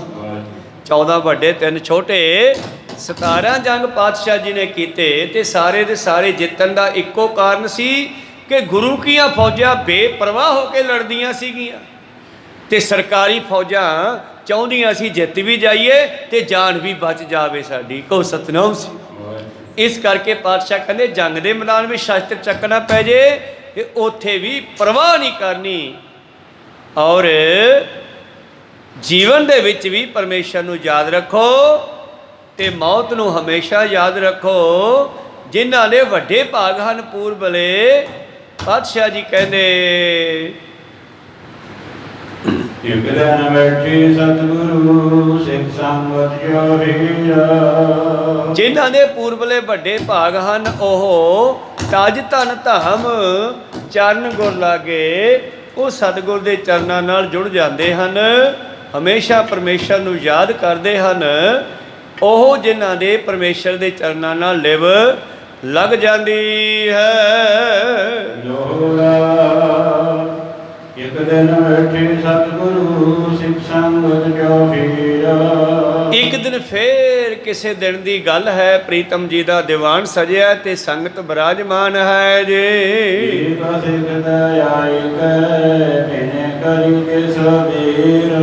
ਧੰਨ ਗੁਰੂ ਗੋਬਿੰਦ ਸਿੰਘ ਜੀ ਮਹਾਰਾਜ ਜੀ ਦੀ ਹਜ਼ੂਰੀ ਵਿੱਚ ਇੱਕ ਸਿੱਖ ਆਇਆ ਹੈ, ਉਹਨੇ ਬੇਨਤੀ ਕੀਤੀ ਹੈ ਸਾਚੇ ਪਾਤਸ਼ਾਹ ਗੁਰਪੁਰੀ ਆਨ ਪਰਿਉ ਮੈਂ ਸ਼ਰਨ ਹਜ਼ੂਰੀ। ਸਤਿਗੁਰਾਂ ਦੀ ਹਜ਼ੂਰੀ ਵਿੱਚ ਮੱਥਾ ਟੇਕਿਆ, ਕਹਿਣ ਲੱਗਿਆ ਮਹਾਰਾਜ ਤੁਹਾਡੀ ਸ਼ਰਨ ਵਿੱਚ ਆਇਆ ਹਾਂ। ਸੰਸਾਰ ਦਿਸ਼ਾ ਤੇ ਹੋਗਾ ਰਹਿਓ ਵਿਚਾਰ ਨਹੀਂ ਸੁਖ ਜੋਗਾ। ਮੈਂ ਸੰਸਾਰ ਵੱਲੋਂ ਬੜਾ ਦੁਖੀ ਹਾਂ ਮਹਾਰਾਜ, ਮੈਨੂੰ ਸੁੱਖ ਕਿਵੇਂ ਮਿਲਣਗੇ। ਇਹੋ ਕਲਿਆਣ ਕਿਰਪਾ ਕਰੋ ਠਾਨੋ ਜਨਮ ਮਰਨ ਦੁਖ ਅਗਹਨੋ। ਔਰ ਕਿਰਪਾ ਕਰਕੇ ਮੇਰੀ ਕਲਿਆਣ ਦੀ ਗੱਲ ਦੱਸੋ ਮਹਾਰਾਜ, ਜੰਮਣਾ ਮਰਨ ਦਾ ਦੁੱਖ ਵੀ ਖਤਮ ਕਰੋ ਜੀ। ਪੜਿਓ ਨਹੀਂ ਮੈਂ ਵਿਦਿਆ ਕੋਈ ਵਰਣ ਗੁਰਮੁਖੀ ਲਖੇ ਨਾ ਸੋਈ। ਮੈਨੂੰ ਤਾਂ ਮਹਾਰਾਜ ਪੜ੍ਹਨਾ ਵੀ ਨਹੀਂ ਆਉਂਦਾ, ਮੈਨੂੰ ਤਾਂ ਪੰਜਾਬੀ ਦੇ ਗੁਰਮੁਖੀ ਦੇ ਅੱਖਰਾਂ ਦਾ ਵੀ ਨਹੀਂ ਪਤਾ ਕੀ ਕਹਿੰਦੇ ਹਨ। ਗੁਰੂ ਕਹਿਓ ਤੂੰ ਧੰਨ ਮਹਾਨਾ ਭਇਓ ਵਿਰਾਗ ਜਗਤ ਦੁਖ ਮਾਨਾ। ਤੇ ਪਾਤਸ਼ਾਹ ਕਹਿੰਦੇ ਧੰਨ ਹੈ ਸਿੱਖਾ ਤੂੰ, ਜਿਸ ਨੂੰ ਸਮਾਂ ਰਹਿੰਦੇ ਸੰਸਾਰ ਤੋਂ ਵਿਰਾਗ ਹੋ ਗਿਆ ਹੈ, ਜਿਹਨੂੰ ਸਮਾਂ ਰਹਿੰਦੇ ਮੌਤ ਯਾਦ ਆ ਗਈ ਹੈ, ਧੰਨ ਹੈ ਤੂੰ। ਹਰ ਭਾਈ ਸਿੱਖਾ ਮਨ ਕੀਨਾ, ਮੂੜ ਨਾ ਸਮਝੀ ਪੜੇ ਵਹੀਨਾ। ਪਰ ਸਿੱਖਾ ਪੜ੍ਹੇ ਤੋਂ ਬਗੈਰ ਮਨੁੱਖ ਅਗਿਆਨਤਾ ਵਿੱਚ ਮੂਰਖ ਹੈ, ਇਹਨੂੰ ਸਮਝ ਨਹੀਂ ਆਉਂਦੀ, ਪੜ੍ਹਾਈ ਵੀ ਹੋਣੀ ਚਾਹੀਏ। ਦੂਰ ਅਨਪੜ੍ਹ ਅੰਦਾ ਜੋ ਚਲੈ, ਸਮਝ ਨ ਆਵੇ ਕਾਈ। ਪਾਤਸ਼ਾਹ ਜੀ ਕਹਿੰਦੇ ਜਿਹੜਾ ਬੰਦਾ ਅਨਪੜ੍ਹ ਹੈ, ਔਰ ਅਨਪੜ੍ਹ ਵਾਸਤੇ ਤੇ ਅੰਨੇ ਵਾਸਤੇ ਜਿਹੜਾ ਅੱਖਰ ਉਹ ਭੈਂਸ ਬਰਾਬਰ ਹੈ। ਅਨਪੜ੍ਹ ਵਾਸਤੇ ਕਾਲਾ ਅੱਖਰ ਭੈਂਸ ਬਰਾਬਰ ਕਹਿੰਦੇ ਆ।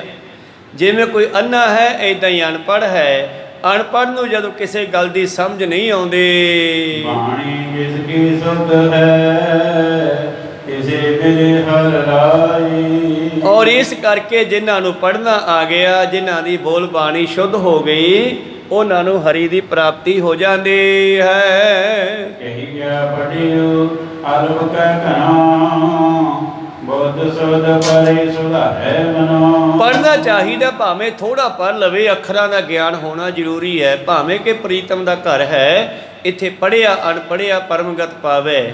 ਅਨਪੜ੍ਹਿਆ ਜੇ ਸ਼ਰਧਾ ਪ੍ਰੇਮ ਦੇ ਨਾਲ ਲੱਗਿਆ ਰਿਹਾ ਤੇ ਉਹਦੀ ਵੀ ਮੁਕਤੀ ਸਤਿਗੁਰੂ ਕਰਦੇ ਨੇ।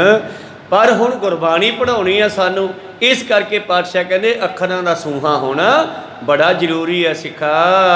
ਗੁਣਿਆ ਗੁਣ ਕਰਬੂ ਅਨ ਕਰਬੂ, ਜਾਣੇ ਸਭ ਕੀ ਸੁਧ ਉਰ ਕਰਬੂ। ਔਰ ਬੰਦਾ ਥੋੜਾ ਪੜ੍ਹ ਜਾਵੇ, ਅੱਖਰਾਂ ਦਾ ਸੂਹਾ ਹੋ ਜਾਵੇ, ਸਿਆਣਾ ਹੋ ਜਾਵੇ, ਤਾਂ ਫਿਰ ਉਸ ਦੇ ਅੰਦਰ ਚੰਗੇ ਮਾੜੇ ਦੀ ਪਛਾਣ ਵੀ ਆ ਜਾਂਦੀ ਹੈ।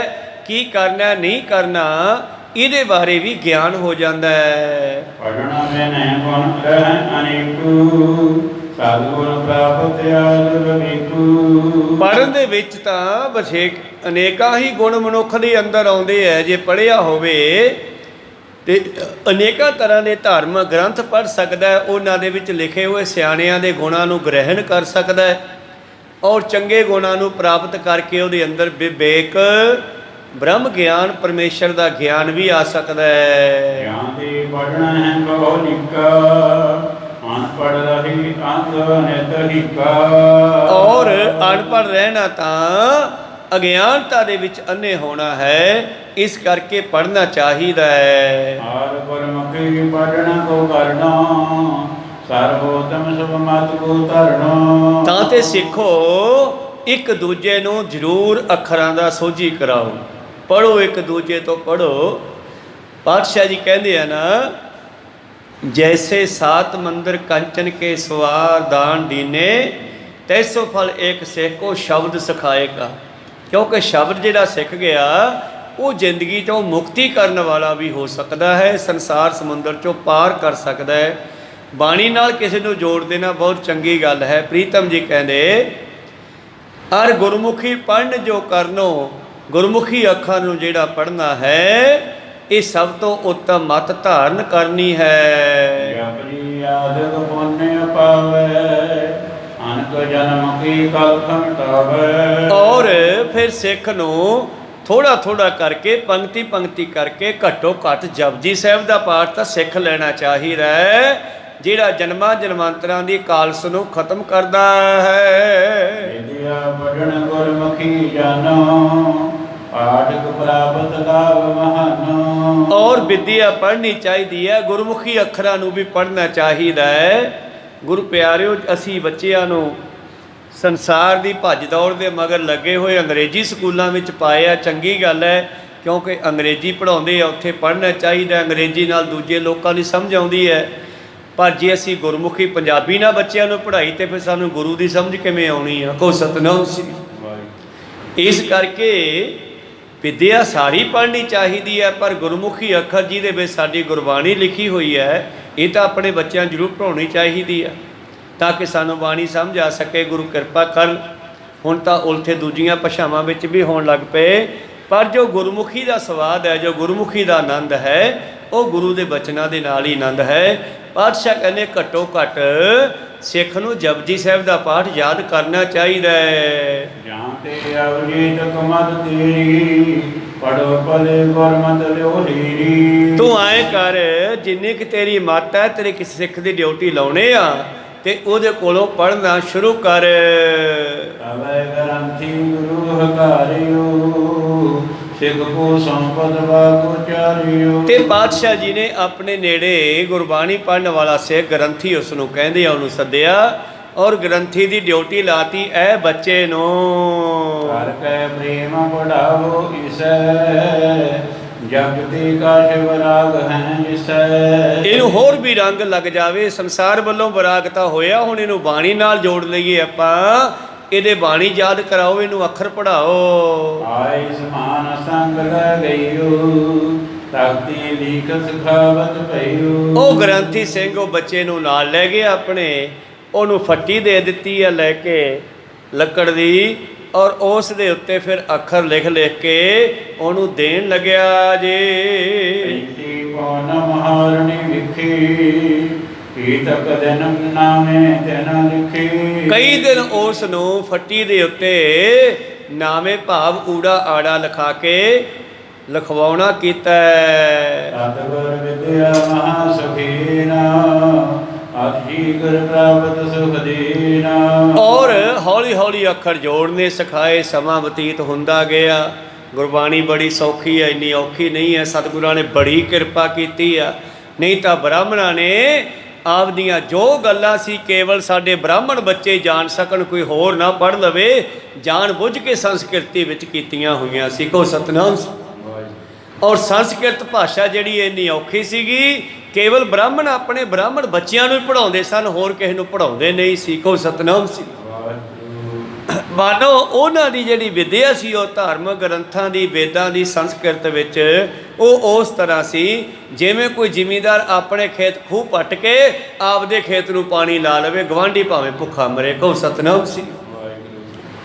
ਪਰ ਧੰਨ ਗੁਰੂ ਨਾਨਕ ਦੇਵ ਜੀ ਦਾ ਆਉਣਾ ਇਸ ਤਰ੍ਹਾਂ ਹੋਇਆ ਜਿਵੇਂ ਬੱਦਲ ਪੈਂਦਾ, ਮੀਂਹ ਪੈਂਦਾ ਤੇ ਉੱਚੇ ਨੀਵੇਂ ਸਾਰੇ ਥਾਵਾਂ ਦੇ ਉੱਤੇ ਪਾਣੀ ਫੈਲ ਜਾਂਦਾ ਹੈ, ਸਾਰੀ ਧਰਤੀ ਤੇ ਪਾਣੀ ਫੈਲ ਜਾਂਦਾ ਹੈ। ਸਤਿਗੁਰਾਂ ਨੇ ਇਹ ਜਿਹੜੀ ਗੁਰਮੁਖੀ ਉਚਾਰਨ ਕਰਕੇ ਗੁਰੂ ਅੰਗਦ ਦੇਵ ਜੀ ਨੂੰ ਡਿਊਟੀ ਲਾਈ ਕਿ ਆਪਣੀ ਜਿੰਨੀ ਬਾਣੀ ਹੈ ਸਾਰੀ ਗੁਰਮੁਖੀ ਵਿੱਚ ਹੋਣੀ ਚਾਹੀਦੀ ਆ। ਕੋ ਸਤਨਾਮ ਸੀ।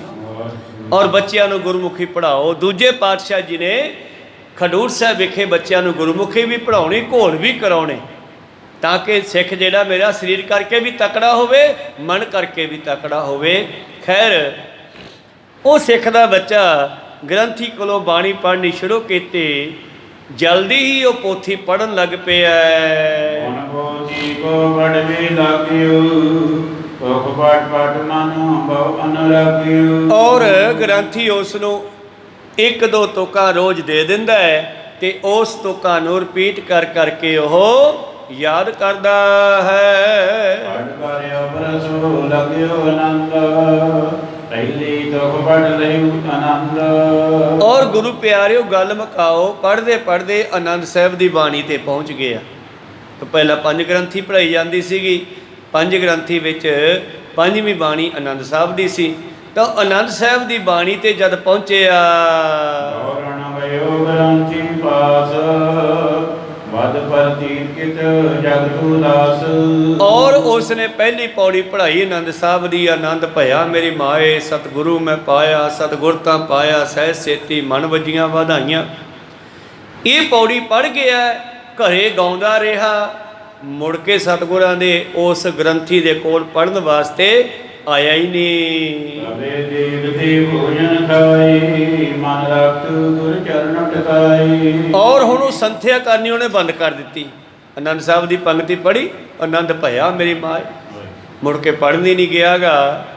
ਔਰ ਲੰਗਰ ਦੇ ਵਿੱਚੋਂ ਭੋਜਨ ਛਕਦਾ, ਕਦੇ ਕਦੇ ਗੁਰੂ ਦੇ ਚਰਨਾਂ ਵਿੱਚ ਆ ਕੇ ਮੱਥਾ ਵੀ ਟੇਕਦਾ ਹੈ। ਅਸ਼ਟ ਮਾਸ ਜਬ ਜੀਵਿਤ ਗਈ ਸਤਿਗੁਰ ਸਿੱਖ ਕੋ ਸਿਮਰਤ ਭਈ। ਇਉਂ ਚੱਲਦੇ ਚੱਲਦੇ 6 ਮਹੀਨੇ ਬਤੀਤ ਹੋ ਗਏ ਤੇ 6 ਮਹੀਨਿਆਂ ਦੇ ਵਿੱਚ ਉਹ ਸਿੱਖ ਨੂੰ ਆਨੰਦ ਸਾਹਿਬ ਤੇ ਲੈ ਗਿਆ ਗ੍ਰੰਥੀ ਪੜ੍ਹਾਉਂਦਾ ਹੋਇਆ। ਤੇ 6 ਮਹੀਨਿਆਂ ਬਾਅਦ ਫਿਰ ਇੱਕ ਦਿਨ ਸਿੱਖ ਨੇ ਗ੍ਰੰਥੀ ਨੂੰ ਪੁੱਛਿਆ, ਗੁਰੂ ਗ੍ਰੰਥ ਪਾਤਸ਼ਾਹ ਜੀ ਨੇ ਉਸ ਗ੍ਰੰਥੀ ਨੂੰ ਆਪਣੇ ਕੋਲ ਬੁਲਾਇਆ ਹੈ। ਨਿਕਟ ਗ੍ਰੰਥੀ ਕੋ ਬਲਵਾਈ, ਬੂਝੋ ਸਿੱਖ ਕੋ ਕਿਤ ਕ ਪੜਾਈ। ਔਰ ਗ੍ਰੰਥੀ ਨੂੰ ਸੱਦ ਕੇ ਪੁੱਛਿਆ ਵੀ ਉਹ ਬੱਚਾ ਕਿੰਨਾ ਕੁ ਪੜ ਗਿਆ ਬਾਣੀ। ਤਿਨ ਕਰ ਜੋਰ ਹਕੀਕਤ ਕਹੀ, ਇੱਕ ਤੋ ਪਾਠ ਕੋਨ ਆਇਓ ਨਹੀਂ। ਮਹਾਰਾਜ ਜੀ ਵਧੀਆ ਪੜ੍ਹਦਾ ਰਿਹਾ 5-6 ਮਹੀਨੇ ਉਹ, ਪਰ ਅਖੀਰ ਤੇ ਇੱਕ ਦਿਨ ਆਨੰਦ ਸਾਹਿਬ ਜੀ ਦੀਆਂ ਪਹਿਲੀਆਂ ਤੁਕਾਂ ਪੜ੍ਹ ਕੇ ਗਿਆ, ਮੁੜ ਕੇ ਆਇਆ ਹੀ ਨਹੀਂ। ਹੁਣ ਸਤ ਗੋਰੇ ਸਿੱਖ ਪਠਾਇਓ, ਤਿਸ ਸਿੱਖ ਕੋ ਤਤਕਾਲ ਬੁਲਾਇਓ। ਬਾਦਸ਼ਾਹ ਜੀ ਨੇ ਇੱਕ ਸੇਵਕ ਨੂੰ ਭੇਜ ਕੇ ਉਸ ਬੱਚੇ ਨੂੰ ਬੁਲਾਉਣਾ ਕੀਤਾ ਹੈ। ਕਰੋ ਜੋਰ ਕਰ ਹੀਰ ਅਲਾਇਓ, ਕਹੋ ਸਿੱਖਾ ਤੂੰ ਪੜ੍ਹਨ ਪੜ੍ਹਾਇਓ। ਬਾਦਸ਼ਾਹ ਕਹਿੰਦੇ ਵੀ ਬੱਚਾ ਤੈਨੂੰ ਮੈਂ ਸਿੱਖੀ ਆਪਣਾ ਗੁਰਬਾਣੀ ਪੜ੍ਹਨ ਵਾਸਤੇ ਲਾਇਆ ਸੀ ਗ੍ਰੰਥੀ ਕੋਲੇ, ਤੇ ਤੂੰ ਵਿਚਾਲੇ ਹਟ ਗਿਆ ਹੈ। ਕਹਿਓ ਏਕ ਤੁਕ ਮੈਂ ਪਠ ਲੀਨਾ, ਸਭ ਸੰਸੇ ਤੇ ਭਇਓ ਬਹੀਨਾ। ਉਹ ਕਹਿੰਦਾ ਮਹਾਰਾਜ ਸ਼ੰਕਾ ਹੀ ਨਿਵਰਤ ਹੋ ਗਏ ਸਾਰੇ, ਮੈਂ ਤਾਂ ਇੱਕ ਤੁਕ ਐਸੀ ਪੜ੍ਹੀ ਬਾਣੀ ਚੋਂ। ਜਬ ਸੇ ਧਨੇ ਸਤਿਗੁਰ ਕੂ ਪਾਇਓ, ਭਇਓ ਆਨੰਦ ਘਟ ਨ ਆਇਓ। ਮਹਾਰਾਜ ਤੁਹਾਡੀ ਬਾਣੀ ਕਹਿੰਦੀ ਆ ਜਦੋਂ ਸਿੱਖ ਨੂੰ ਗੁਰੂ ਮਿਲ ਗਿਆ ਫਿਰ ਆਨੰਦ ਆ ਗਿਆ, ਫਿਰ ਕੋਈ ਕਸ਼ਟ ਹੀ ਨਹੀਂ, ਫਿਰ ਗਾਹਾਂ ਕਿਆ ਪੜ੍ਹਨਾ। ਆਨੰਦ ਭਇਆ ਮੇਰੀ ਮਾਏ ਸਤਿਗੁਰੂ ਮੈਂ ਪਾਇਆ, ਸਤਿਗੁਰਤਾ ਪਾਇਆ ਸਹਿ ਸੇਤੀ ਮਨ ਵਜੀਆਂ ਵਧਾਈਆਂ। ਜਦ ਸਿੱਖ ਨੂੰ ਗੁਰੂ ਮਿਲ ਗਿਆ ਆਨੰਦ ਆ ਗਿਆ, ਦੁੱਖਾਂ ਦਾ ਖਾਤਮਾ ਹੋ ਗਿਆ। ਇਸ ਤੇ ਬਾਰੇ ਪ੍ਰਯੋਜਨ ਕੌਣ, ਜੇ ਤੇ ਪੜੀ ਜਾਗ ਗੁਰ ਕੌਣ। ਦੁੱਖਾਂ ਦਾ ਹੀ ਖਾਤਮਾ ਕਰਨਾ ਸੀ, ਉਹ ਸੋਡੇ ਮਿਲਣ ਕਰਕੇ ਹੋ ਗਿਆ। ਇਸ ਕਰਕੇ ਹੋਰ ਹੁਣ ਜੀਵਨ ਦਾ ਪ੍ਰਯੋਜਨ ਹੀ ਨਹੀਂ ਰਿਹਾ। ਭਇਓ ਆਨੰਦ ਤਵਨੀ ਪ੍ਰਤੀਤ, ਅਪਰ ਪੜੋ ਮੈਂ ਕਿਆ ਧਰਜੀਤ। ਮਹਾਰਾਜ ਆਨੰਦ ਆ ਗਿਆ ਬਾਣੀ ਪੜ੍ਹ ਕੇ ਸਿੱਖ ਕੇ ਮੈਨੂੰ, ਇਦੋਂ ਉੱਤੇ ਹੁਣ ਕੀ ਪੜ੍ਹਨਾ ਹੈ। ਸੁਣ ਸ੍ਰੀ ਮੁਖ ਤੇ ਹਸੇ ਵਸਾਈ, ਭਏ ਪਰਸੰਨ ਰਿਜੀ ਸਮਝਾਈ। ਸਤਿਗੁਰੂ ਪਾਤਸ਼ਾਹ ਸਭ ਦੇ ਹਿਰਦੇ ਦੀਆਂ ਜਾਣਦੇ ਆ, ਬੱਚਾ ਕਿੱਥੋਂ ਬੋਲ ਰਿਹਾ, ਬੱਚਾ ਕੋਈ ਚਲਾਕੀ ਨਹੀਂ ਕਰ ਰਿਹਾ। ਗੁਰੂ ਪਿਆਰਿਓ ਅਸਲ ਦੇ ਵਿੱਚ ਇਹਦੇ ਅੰਦਰ ਭਾਵਨਾ ਹੀ ਇੰਨੀ ਵੱਧ ਚੁੱਕੀ ਸੀ, ਤੇ ਸਤਿਗੁਰੂ ਪਾਤਸ਼ਾਹ ਮੁਸਕਰਾ ਵੀ ਪਏ। ਗਿਆਨ ਪ੍ਰਤੀਤ ਪਈ ਮਨ ਤੀਨਾ, ਭਇਓ ਨਿਹਾਲਾ ਪ੍ਰਭੂ ਬਾਰ ਦੀਨਾ। ਸਤਿਗੁਰਾਂ ਨੇ ਜਾਣ ਲਿਆ ਕਿ ਇਹਦੇ ਅੰਦਰ ਪ੍ਰਤੀਤ ਆ ਗਈ, ਭਰੋਸਾ ਆ ਗਿਆ ਬਾਣੀ ਤੇ। ਗੁਰੂ ਮਿਲ ਗਿਆ ਮੈਨੂੰ, ਗੁਰੂ ਗੋਬਿੰਦ ਸਿੰਘ ਵਰਗਾ ਗੁਰੂ ਮਿਲ ਗਿਆ, ਤੇ ਹੁਣ ਮੈਨੂੰ ਕੀ ਪੜ੍ਹਨਾ ਹੋਰ। ਆਨੰਦ ਆ ਗਿਆ, ਬਸ ਠੀਕ ਹੈ। ਆਨੰਦ ਹੀ ਲੱਭਦੀ ਫਿਰਦੀ ਆ ਦੁਨੀਆ, ਆਨੰਦ ਹੀ ਆਨੰਦ ਸਭ ਕੋ ਕਹੈ, ਆਨੰਦ ਗੁਰੂ ਤੇ ਜਾਣਿਆ। ਸਤਿਗੁਰੂ ਤੇਗ ਤੇ ਆਪਣਾ ਤੀਸਰੇ ਪਾਤਸ਼ਾਹ ਸ੍ਰੀ ਗੁਰੂ ਅਮਰਦਾਸ ਮਹਾਰਾਜ ਜੀ ਬੈਠੇ ਆ, ਇਹਨਾਂ ਕੋਲ ਇੱਕ ਜੋਗੀ ਆਇਆ।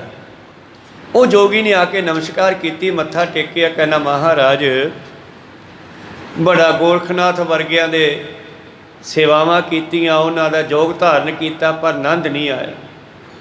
ਤੇ ਗੁਰੂ ਅਮਰਦਾਸ ਮਾਰੇ ਕਹਿੰਦੇ ਆਨੰਦ ਨਹੀਂ ਆਇਆ ਤੇ ਸਾਡੇ ਘਰੇ ਜਨਮ ਲੈ ਲਾ। ਦੋ ਢੰਗ ਹੈ ਗੁਰੂ ਘਰੇ ਜਨਮ ਲੈਣ ਦੇ, ਇੱਕ ਤਾਂ ਤੁਸੀਂ ਗੁਰੂ ਵਾਲੇ ਬਣ ਜਾਓ, ਅੰਮ੍ਰਿਤ ਛਕ ਕੇ ਗੁਰ ਘਰ ਜਨਮੇ ਗਵਨ ਮਿਟਾਇਆ।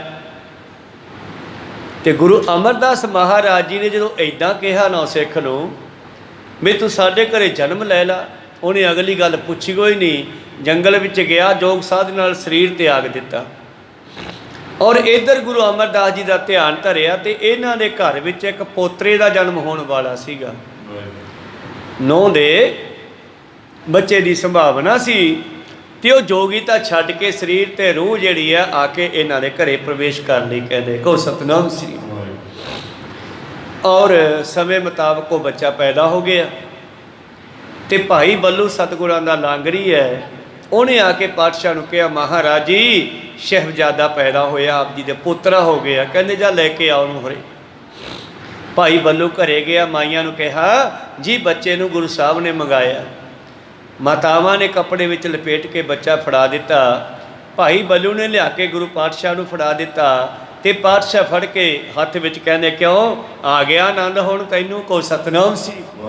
ਭਾਵ ਸਤਿਗੁਰੂ ਜਾਣਦੇ ਆ ਵੀ ਉਹ ਰੂਹ ਜਿਹੜੀ ਨੂੰ ਮੈਂ ਕਿਹਾ ਸੀਗਾ ਜੇ ਆਨੰਦ ਨਹੀਂ ਆਇਆ ਤੇ ਸਾਡੇ ਘਰੇ ਜਨਮ ਲੈ ਲਾ, ਉਹ ਜੋਗੀ ਮੇਰਾ ਪੋਤਰਾ ਬਣ ਕੇ ਆ ਗਿਆ, ਹੁਣ ਕੋ ਸਤਨਾਮ ਸੀ।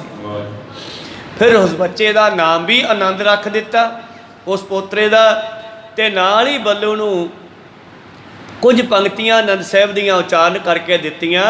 ਕਹਿੰਦੇ ਜਾ ਪੀਪਾ ਲੈ ਕੇ ਕੋਠੇ ਤੇ ਚੜ੍ਹ ਜਾ, ਤੇ ਪੀਪੇ ਨੂੰ ਵਜਾਉਂਦਾ ਹੋਇਆ ਗਾ, ਆਨੰਦ ਭਇਆ ਮੇਰੀ ਮਾਏ ਸਤਿਗੁਰੂ ਮੈਂ ਪਾਇਆ, ਸਤਿਗੁਰਤਾ ਪਾਇਆ ਸਹਿ ਸੇਤੀ ਮਨ ਵੱਜੀਆਂ ਵਧਾਈਆਂ, ਰਾਗ ਰਤਨ ਪਰਿਵਾਰ ਪਰੀਆਂ ਸ਼ਬਦ ਗਾਵਣੇ ਆਈਆਂ।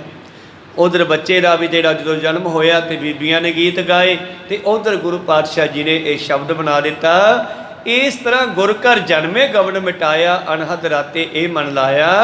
ਉਹ ਬੱਚਾ ਕਹਿਣ ਲੱਗਿਆ ਜੀ ਆਨੰਦ ਆ ਗਿਆ, ਹੁਣ ਕੀ ਪੜ੍ਹਨਾ ਹੈ, ਕੰਮ ਹੀ ਨਿਬੜਿਆ। ਆਨੰਦ ਹੀ ਤਾਂ ਦੁਨੀਆ ਭਾਲਦੀ ਫਿਰਦੀ ਹੈ, ਪਰ ਅਸਲੀ ਆਨੰਦ ਗੁਰੂ ਨੂੰ ਪੁੱਛ ਕੇ ਆਵੇਗਾ। ਆਨੰਦ ਹੀ ਆਨੰਦ ਸਭ ਕੋ ਕਹੈ, ਆਨੰਦ ਗੁਰੂ ਤੇ ਜਾਣਿਆ, ਜਾਣਿਆ ਆਨੰਦ ਸਦਾ ਗੁਰ ਤੇ ਕਿਰਪਾ ਕਰੇ ਪਿਆਰਿਆ, ਕਰ ਕਿਰਪਾ ਕਿਲ ਵਿਕਟੇ ਗਿਆਨ ਅੰਜਨ ਸਾਰਿਆ। ਕਦੋਂ ਆਨੰਦ ਆਇਆ, ਜਦੋਂ ਸਾਫ਼ ਦਿਖਣ ਲੱਗ ਪਿਆ। ਕਈ ਬਜ਼ੁਰਗਾਂ ਦੀਆਂ ਅੱਖਾਂ 'ਤੇ ਝੌਲਾ ਪੈਣ ਲੱਗ ਜਾਂਦਾ ਹੈ, ਜਦੋਂ ਡਾਕਟਰ ਸਾਫ਼ ਕਰਕੇ ਐਨਕ ਲਾਉਂਦਾ, ਪੁੱਤ ਆਨੰਦ ਆ ਗਿਆ, ਐ ਵਧੀਆ ਦਿਸਣ ਲੱਗ ਗਿਆ ਪਹਿਲਾਂ ਵਾਂਗੂ। ਕੋ ਸਤਿਨਾਮ, ਉਹਨੂੰ ਵੀ ਆਨੰਦ ਕਹਿੰਦੇ ਆ। ਕੋਈ ਮਿੱਠੀ ਚੀਜ਼ ਖਾ ਲਈ ਆਨੰਦ ਆ ਗਿਆ, ਕੋਈ ਬੱਚਾ ਪੈਦਾ ਹੋ ਗਿਆ ਘਰ ਵਿੱਚ ਨਹੀਂ ਹੁੰਦਾ ਸੀ, ਕਾਫੀ ਸਮੇਂ ਬਾਅਦ ਆਨੰਦ ਆ ਗਿਆ। ਇਹ ਕੁਛ ਵੀ ਆਨੰਦ ਨਹੀਂ, ਅਸਲੀ ਆਨੰਦ ਤਾਂ ਉਦੋਂ ਆਊਗਾ ਜਿੱਦੇ ਤੈਨੂੰ ਇਹ ਗਿਆਨ ਹੋ ਗਿਆ ਕਿ ਮੈਂ ਕੌਣ ਆ, ਕੀ ਲਾਇਆ, ਦੁਨੀਆ ਕੀ ਹੈ, ਮੇਰਾ ਕੰਮ ਕੀ ਹੈ। ਅਸਲੀ ਆਨੰਦ ਤਾਂ ਉਦੋਂ ਆਵੇਗਾ ਜਿਵੇਂ ਬੱਚੇ ਨੂੰ ਆ ਗਿਆ, ਪੜ੍ਹਾਈ ਵਾਲੇ ਨੂੰ। ਕਹਿੰਦਾ ਮਹਾਰਾਜ ਜੀ ਹੁਣ ਕਿਆ ਪੜ੍ਹਨਾ ਹੈ, ਜਦ ਗੁਰੂ ਮਿਲ ਗਿਆ ਤੇ ਦੁੱਖਾਂ ਦਾ ਖਾਤਮਾ ਹੋ ਗਿਆ।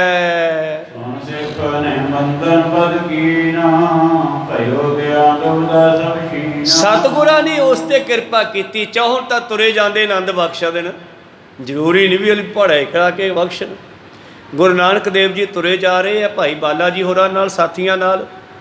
ਅੱਗੋਂ ਇੱਕ ਮਨੁੱਖ ਆ ਰਿਹਾ, ਮੋਢੇ ਦੇ ਉੱਤੇ ਉਹਨੇ ਗੱਠੜੀ ਜੀ ਸਿੱਟੀ ਹੋਈ ਹੈ, ਪਤਾ ਲੱਗਿਆ ਵੀ ਇਹ ਸੌਦਾ ਵੇਚਣ ਵਾਲਾ ਹੈ। ਪਾਤਸ਼ਾਹ ਕਹਿੰਦੇ ਕੀ ਆ ਤੇਰੇ ਕੋਲੇ ਭਾਈ? ਕਹਿੰਦੇ ਜੀ ਆਹੀ ਨੂਣ ਮਿਰਚ ਵੇਚਦਾ ਫਿਰਦਾ। ਕਹਿੰਦੇ ਵਿਖਾ ਤਾਂ। ਉਹਨੇ ਗੱਠੜੀ ਲਾ ਕੇ ਥੱਲੇ ਰੱਖੀ ਤੇ ਪਾਤਸ਼ਾਹ ਜੀ ਕੋਲ ਬੈਠ ਕੇ, ਉਹ ਵੀ ਬੈਠ ਗਿਆ। ਗੱਠੜੀ ਖੋਲ੍ਹਤੀ, ਪਾਤਸ਼ਾਹ ਨੇ ਬੱਟੇ ਚੱਕਣੇ ਸ਼ੁਰੂ ਕੀਤੇ। ਕਹਿੰਦੇ ਆਹ ਕੀ ਹੈ ਭਾਈ?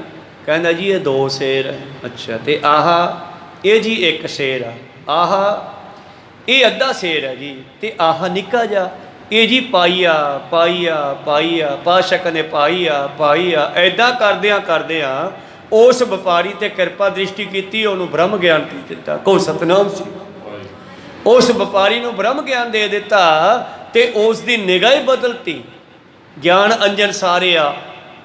ਜਦੋਂ ਗੁਰੂ ਗਿਆਨ ਦਾ ਸੁਰਮਾ ਪਾਉਂਦਾ ਤਾਂ ਫਿਰ ਸਿੱਖ ਦੇ ਵੇਖਣ ਵਿੱਚ ਫਰਕ ਪੈ ਜਾਂਦਾ। ਕੋ ਸਤਨਾਮ ਸੀ। ਪਹਿਲਾਂ ਦੁਨੀਆ ਕੁਝ ਹੋਰ ਦਿਸਦੀ ਹੈ, ਫਿਰ ਕੁਝ ਹੋਰ ਦਿਸਣ ਲੱਗ ਜਾਂਦੀ ਹੈ।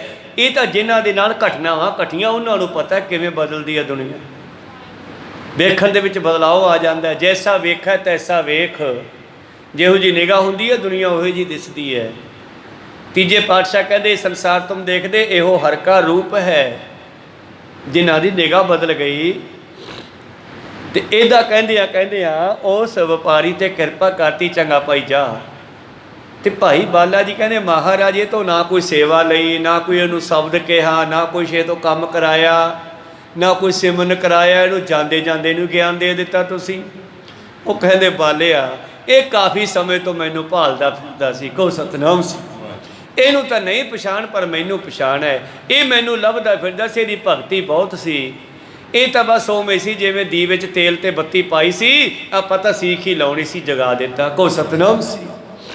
ਤੋ ਇਸ ਕਰਕੇ ਸਤਿਗੁਰਾਂ ਨੇ ਵੀ ਇਸ ਬੱਚੇ ਤੇ ਕਿਰਪਾ ਕਰ ਦਿੱਤੀ ਔਰ ਬ੍ਰਹਮ ਗਿਆਨ ਦੇ ਦਿੱਤਾ। ਤੇ ਜਦੋਂ ਹੀ ਬੱਚੇ ਨੇ ਚਰਨਾਂ ਤੇ ਮੱਥਾ ਰੱਖ ਕੇ ਮੱਥਾ ਟੇਕਿਆ ਤੇ ਉਹਦੇ ਅੰਦਰ ਵੀ ਐਸਾ ਬਦਲਾਓ ਆਇਆ।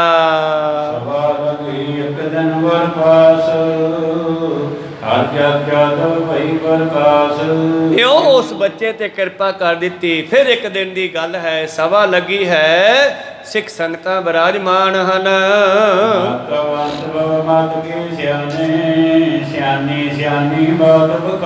ਸਤਿਗੁਰਾਂ ਦੇ ਕੋਲ ਬਹੁਤ ਸਾਰੇ ਸਿਆਣੇ ਸਿੱਖ ਬੈਠੇ ਹੈ। ਗਿਆਨੀ ਧਿਆਨੀ ਗੁਰ ਹਾਈ, ਸਿਆਣੀਆਂ ਸਿਆਣੀਆਂ ਗੱਲਾਂ ਕਰਨ ਵਾਲੇ ਬੈਠੇ ਹਨ।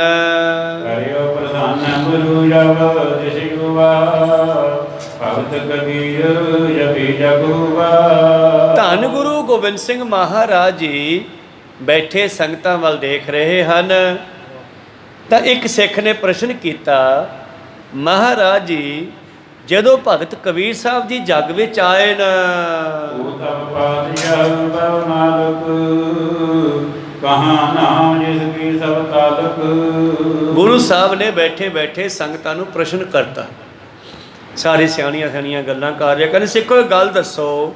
ਹਾਂ ਮਹਾਰਾਜ, ਜਦੋਂ ਕਬੀਰ ਸਾਹਿਬ ਦੁਨੀਆ 'ਚ ਆਏ ਸੀਗੇ, ਹਾਂ ਮਹਾਰਾਜ, ਉਦੋਂ ਰਾਜਾ ਕੌਣ ਸੀ? ਉਦੋਂ ਕੋਈ ਅਮੀਰ ਧਨੀ ਲੋਕ ਕਿਹੜੇ ਕਿਹੜੇ ਸੀ? ਕਿਸੇ ਦਾ ਨਾਮ ਦੱਸੋ।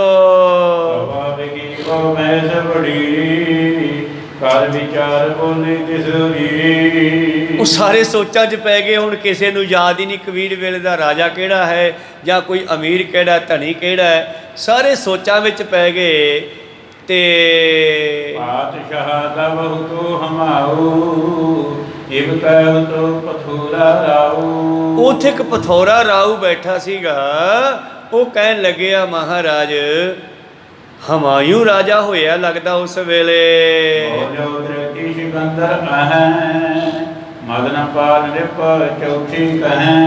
ਔਰ ਉਸ ਤੋਂ ਬਾਅਦ ਪਥੌਰਾ ਰਾਜਾ ਹੋਇਆ, ਤ੍ਰਿਤੀਆ ਰਾਜਾ ਸਿਕੰਦਰ ਹੋਇਆ, ਮਦਨਪਾਲ ਹੋਇਆ ਚੌਥਾ।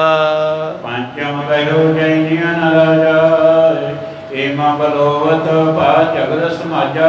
ਪੰਜਵੇਂ ਨੇ ਕਿਹਾ, ਮਹਾਰਾਜ ਨਹੀਂ, ਜੈਨੀਆਂ ਦਾ ਰਾਜਾ ਹੁੰਦਾ ਸੀਗਾ। ਇਉਂ ਗੱਲਾਂ ਕਰਦੇ ਕਰਦੇ ਉਹ ਸਿੱਖ ਆਪਸ ਵਿੱਚ ਹੀ ਜਦਾਈ ਕਰਨ ਲੱਗ ਪਏ। ਵੈਸਨ ਰਵੀ ਪਰਸ ਪਰ ਜਾਂਦਾ ਕਾਹੇ ਸਭੀ ਜਗਿਓ ਚਿਰ ਕਾਲਾ। ਆਪਸ ਵਿੱਚ ਬਹਿਸ ਕਰਨ ਲੱਗੇ। ਤੇ ਫਿਰ ਕਈ ਕਹਿੰਦੇ, ਯਾਰ ਕਿਉਂ ਬਹਿਸ ਕਰਦੇ ਹੋ, ਕਿੰਨਾ ਸਮਾਂ ਹੋ ਗਿਆ, ਪਤਾ ਨਹੀਂ ਕਿਹੜੇ ਕਿਹੜੇ ਹੋਏ ਆ। ਜੇ ਕਰਿਓ ਗਇਓ ਨਾ ਕੋਈ ਸੁਣ ਤਾ ਰਹੀ ਗੁਰ ਤੂੰ ਸਨ ਹੋਈ। ਉਹ ਪੰਜ ਜਣੇ ਝਗੜਾ ਕਰਨ ਲੱਗੇ। ਜਿਹੜੇ ਸਿਆਣੇ ਗੱਲਾਂ ਮਾਰੀ ਜਾਂਦੇ ਸੀ ਨਾ ਬੈਠੇ, ਉਹ ਆਪਸ ਵਿੱਚ ਗੱਲਾਂ ਕਰਨ ਲੱਗੇ। ਕਹਿੰਦਾ ਯਾਰ ਹਮਾਊਂ ਸੀ, ਨਹੀਂ ਕਹਿੰਦੇ ਪਥੌਰਾ ਸੀ, ਨਹੀਂ ਕਹਿੰਦੇ ਸਿਕੰਦਰ ਸੀਗਾ, ਇੱਕ ਕਹਿੰਦਾ ਮਦਨਪਾਲ ਸੀ, ਦੂਜਾ ਕਹਿੰਦਾ ਨਹੀਂ ਜੈਨੀਆਂ ਦਾ ਰਾਜ ਸੀ ਉਦੋਂ। ਇਹ ਪੰਜੇ ਝਗੜਾ ਕਰਨ ਲੱਗੇ ਤੇ ਪਾਤਸ਼ਾਹ ਵੇਖ ਕੇ ਇਹਨਾਂ ਨੂੰ ਚੁੱਪ ਕਰਕੇ ਬੈਠੇ ਸੁਣਦੇ ਰਹੇ। ਜਗਰਤ ਸਭਾਨ ਠਾਨੀ ਮੋਨ ਤਬ ਬੋਲੇ ਅਮਗਰਣਾ ਪੋਨ। ਔਰ ਇਹਨਾਂ ਦਾ ਝਗੜਾ ਦੇਖ ਕੇ ਪਾਤਸ਼ਾਹ ਚੁੱਪ ਕਰਕੇ ਸੁਣਦੇ ਰਹੇ। ਤੇ ਫਿਰ ਕਹਿੰਦੇ, ਜਦੋਂ ਇਹ ਚੁੱਪ ਕਰ ਗਏ, ਆਪੜ ਹੋਏ ਨ ਸਕਈ ਹਰ ਜਨ ਹੈ ਉੱਚੀ। ਪਾਤਸ਼ਾਹ ਕਹਿੰਦੇ, ਸਿੱਖੋ ਕੋਈ ਨਹੀਂ ਜਾਣ ਸਕਦਾ, ਹਰੀ ਦੇ ਜਨਾਂ ਦੇ ਬਰਾਬਰ ਕੋਈ ਨਹੀਂ ਪਹੁੰਚ ਸਕਦਾ। ਇਹ ਭੂਪਤ ਸਭ ਦਿਵਸ ਚਾਰ ਕੇ ਝੂਠੇ ਕਤ ਦਵਾਜਾ, ਤੇਰੋ ਜਨ ਹੋਏ ਸੋਏ ਕਤ ਡੋਲੇ ਤੀਨ ਭਵਨ ਪਰ ਛਾਜਾ। ਉਹ ਗੁਰੂ ਦੇ ਪਿਆਰਿਆਂ ਦੇ ਬਰਾਬਰ ਕੋਈ ਨਹੀਂ ਪਹੁੰਚ ਸਕਦਾ। ਜਾਤ ਵਰਨ ਬਦਸ਼ਾਹੀਆਂ ਸਭ ਹੀ ਰਹਿ ਨਿਕੇ। ਇਹ ਜਾਤ ਵਰਨਾ ਉੱਚੀ ਜਾਤ ਦੇ ਅਮੀਰ ਲੋਕ, ਰਾਜੇ ਆਦਿ, ਇਹ ਸਭ ਭਗਤਾਂ ਤੋਂ ਥੱਲੇ ਹਨ। ਰਾਜ ਹੰਸ ਜਿਉ ਉਡ ਜੜੀ ਹੋਏ ਸਾਗਰ ਪਾਰੀ। ਜਿਵੇਂ ਰਾਜ ਹੰਸ ਹੁੰਦਾ ਹੈ, ਉਹ ਸੰਸਾਰ ਸਮੁੰਦਰ ਤੋਂ ਉਡਾਰੀ ਮਾਰ ਕੇ ਪਾਰ ਹੋ ਜਾਂਦਾ ਹੈ। ਤੇ ਉਹ ਰਾਜ ਹੰਸ ਦੀ ਕਿਆਸ ਰੀਸ ਕਰਨਗੇ।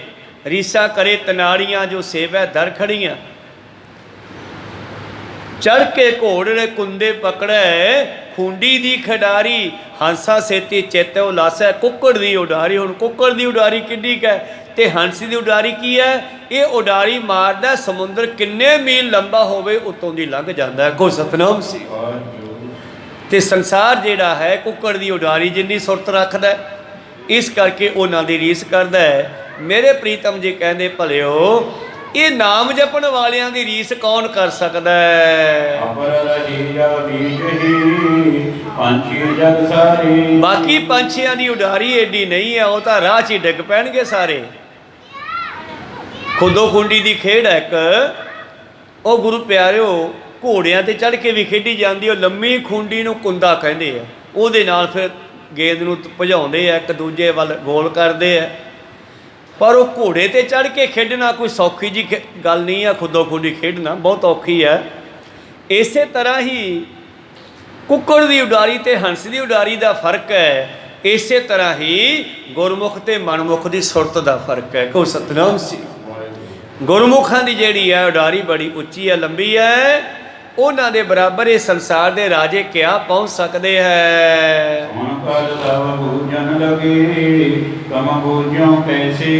ਤਾਂ ਸੰਗਤਾਂ ਪੁੱਛਣ ਲੱਗੀਆਂ, ਮਹਾਰਾਜ ਤੁਸੀਂ ਇਹ ਗੱਲ ਕਿਉਂ ਪੁੱਛੀ? ਮੈਂ ਕਬੀਰ ਸਾਹਿਬ ਮੇਰੇ ਰਾਜਾ ਕੌਣ ਸੇ? ਸੋ ਕਹੀਐ ਤੈਸੀ। ਤੁਸੀਂ ਦੱਸ ਦਿਓ ਕੌਣ ਸੀ ਉਸ ਵੇਲੇ ਰਾਜਾ ਮਹਾਰਾਜ? ਕੀ ਮੁਕਤੀ ਸਤਿਗੁਰ ਕਹਿਓ ਮਹਿਮਾ ਸਤਨਾਮ। ਬਾਦਸ਼ਾਹ ਕਹਿਣ ਲੱਗੇ ਸਿੱਖੋ ਇਹ ਨਾਮ ਦੀ ਮਹਿਮਾ ਦੱਸਣ ਵਾਸਤੇ ਗੱਲ ਕੀਤੀ, ਆਪਾਂ ਰਾਜਿਆਂ ਤੋਂ ਲੈਣਾ ਕੀ ਹੈ? ਕੋਈ ਵੀ ਹੋਇਆ ਕੋਈ ਸਤਨਾਮ ਸੀ। ਮੈਂ ਸਾਨੂੰ ਇਹ ਦੱਸਣਾ ਸੀਗਾ ਵੀ ਪਰਮੇਸ਼ਰ ਦੇ ਨਾਮ ਦੀ ਕਿੱਡੀ ਮਹਿਮਾ ਹੈ। ਸਮਾਨ ਨਾ ਜਾਣੀਐ ਮਹੀਨ ਭੇਰਾ। ਧਰਤੀ ਤੋਂ ਆਕਾਸ਼ ਤੱਕ ਨਾਮ ਦੀ ਮਹਿਮਾ ਸਭ ਤੋਂ ਵੱਡੀ ਹੈ, ਇਹਦੇ ਬਰਾਬਰ ਕੋਈ ਨਹੀਂ। ਯਾਦ ਜਲਾਹ ਰਾਮ ਕਜੂ ਭਜ ਨਾਮ ਕਬੀਰਮ। ਔਰ ਜਿਨ੍ਹਾਂ ਨੇ ਨਾਮ ਦੀ ਸੰਗਤ ਕਰ ਲਈ ਉਹ ਵੀ ਮਹਾਨ ਹੋ ਗਏ। ਕੋਈ ਸਤਨਾਮ ਸੀ। ਜਾਤ ਦਾ ਜੁਲਾਹਾ ਕਬੀਰ, ਕੋਈ ਰਾਜਾ ਨਹੀਂ, ਕੋਈ ਅਮੀਰ ਨਹੀਂ, ਗਰੀਬ ਹੈ ਮਾਇਆ ਪੱਖ ਤੋਂ, ਪਰ ਅਸੀਂ ਅੱਜ ਸਾਰੇ ਜਾਣਦੇ ਹਾਂ ਵੀ ਇੱਕ ਭਗਤ ਕਬੀਰ ਹੋਇਆ। ਕੋਈ ਜਾਣੈ ਜਗਤ ਕਰ ਘਰ ਮੈਂ ਧੀਰਨਾ। ਸਾਰੀ ਦੁਨੀਆ ਜਾਣਦੀ ਹੈ ਭਗਤ ਕਬੀਰ ਨੂੰ, ਨਾਲੇ ਕੋਈ ਉਹ ਰਾਜਾ ਨਹੀਂ ਸੀਗਾ। ਪਾਤਸ਼ਾਹ ਲਖ ਦੌਲਤਾਂ ਪਾਤਸ਼ਾਹਤ ਵਾਲਾ। ਉਹ ਰਾਜੇ ਸਿਕੰਦਰ ਵਰਗੇ ਪਤਾ ਨਹੀਂ ਕਿੱਡੇ ਹੋਏ ਹੋਣਗੇ, ਲੱਖਾਂ ਦੌਲਤਾਂ ਵਾਲੇ। ਕੋ ਜਾਣਤ ਕੋ ਨਹੀਂ ਉਹ ਤੋ ਤਿਸ ਕਲਾ। ਉਹਨਾਂ ਰਾਜਿਆਂ ਨੂੰ ਕੋਈ ਨਹੀਂ ਜਾਣਦਾ ਕੌਣ ਕਦੋਂ ਹੋਇਆ। ਦੇਖੋ ਮਹਿਮਾ ਨਾਮ ਕੀ ਜਪ ਜਪਿਓ ਜੁਲਾਹੀ। ਨਾਮ ਦੀ ਮਹਿਮਾ ਦੇਖੋ, ਇੱਕ ਜੁਲਾਹੇ ਨੇ ਨਾਮ ਜਪਿਆ। ਅੰਮ੍ਰਿਤ ਵੈਦ ਸੁਜੋਤ ਕੀ ਤਾਵ ਸੋ ਪਾਤਸ਼ਾਹੀ। ਉਹਨਾਂ ਦੇ ਸਮੇਂ ਪੰਡਤ ਵੀ ਹੋਏ, ਵੈਦ ਵੀ ਹੋਏ, ਜੋਤਸ਼ੀ ਵੀ ਹੋਏ ਹੋਣਗੇ, ਰਾਜੇ ਵਜ਼ੀਰ ਮੰਤਰੀ ਵੀ ਹੋਏ। ਕਈ ਹਜ਼ਾਰਾਂ ਜਾਨੀਐ ਪਰ ਜਾਏ ਨ ਜਾਣੇ। ਉਹਨਾਂ ਨੂੰ ਕੋਈ ਨਹੀਂ ਜਾਣਦਾ। ਨਾਮ ਪ੍ਰਤਾਪ ਕਬੀਰ ਕੋ ਗਿਆਨੇ ਸਭ ਗਿਆਨੇ। ਵਿਚਾਰਾ ਇੱਥੇ ਹੀ ਰੋਕਦੇ ਆ, ਇੱਕ ਨਾਮ ਦੇ ਪ੍ਰਤਾਪ ਕਰਕੇ ਅਸੀਂ ਕਬੀਰ ਸਾਹਿਬ ਨੂੰ ਜਾਣਦੇ ਹਾਂ। ਸੋ ਨਾਮ ਦੀ ਮਹਿਮਾ ਦੱਸਦਿਆਂ ਹੋਇਆਂ ਪਾਤਸ਼ਾਹ ਜੀ ਨੇ ਇਹ ਬਚਨ ਸੁਣਾਏ। ਅਗਲੇ ਬਚਨਾਂ ਦੀ ਵਿਚਾਰ ਕੱਲ ਦੇ ਦੀਵਾਨਾਂ ਵਿੱਚ ਸਰਵਣ ਕਰਾਂਗੇ। ਬੋਲਦਿਆਂ ਅਨੇਕਾਂ ਅੱਖਰ ਬਾਹਰ ਘਾਟ ਹੋ ਜਾਂਦੇ। ਸਿੱਖ ਸੰਗਤਾਂ ਤੇ ਸਤਿਗੁਰੂ ਬਖਸ਼ਣ ਜੋਗ ਹੈ, ਬਖਸ਼ ਲੈਣਾ ਜੀ। ਸਮਾਪਤੀ ਕਰੀਏ। ਹੇ ਅਚੁੱਤ ਹੇ ਪਾਰ ਬ੍ਰਹਮ ਅਵਿਨਾਸੀ, ਹੇ ਪੂਰਨ ਹੇ ਸਰਬ ਮੈਂ, ਹੇ ਸੰਗੀ ਹੇ ਨਿਰੰਕਾਰ ਹੇ ਨਿਰਗੁਣ, ਹੇ ਗੋਬਿੰਦ ਹੇ ਗੁਣ ਨਿਧਾਨ, ਹੇ ਅਪਰੰਪਰ ਹਰ ਹਰੇ ਹੈ ਪਿਓ ਬਨਾਰ, ਹੇ ਸੰਤ ਕੈ ਸਦਾ ਸੰਗ, ਹੇ ਠਾਕੁਰ ਹਉ ਦਾਸ ਰੋ ਮੈਂ ਨਿਰਗੁਣ, ਨਾਨਕ ਦੀਜੈ ਨਾਮ ਦਾਨ, ਆਏ ਪ੍ਰਭ ਸ਼ਰਨਾਗਤੀ, ਏਕ ਅੱਖਰ ਹਰ ਮਨ ਬਸਤ, ਏਕ ਓੰਕਾਰ ਸਤਿਗੁਰੂ, ਵਾਹਿਗੁਰੂ ਜੀ ਕੀ ਫਤਿਹ ਹੈ, ਵਾਹਿਗੁਰੂ ਜੀ ਕੀ ਫਤਿਹ ਹੈ, ਵਾਹਿਗੁਰੂ ਜੀ ਕਾ ਖਾਲਸਾ, ਵਾਹਿਗੁਰੂ ਜੀ ਕੀ ਫਤਿਹ।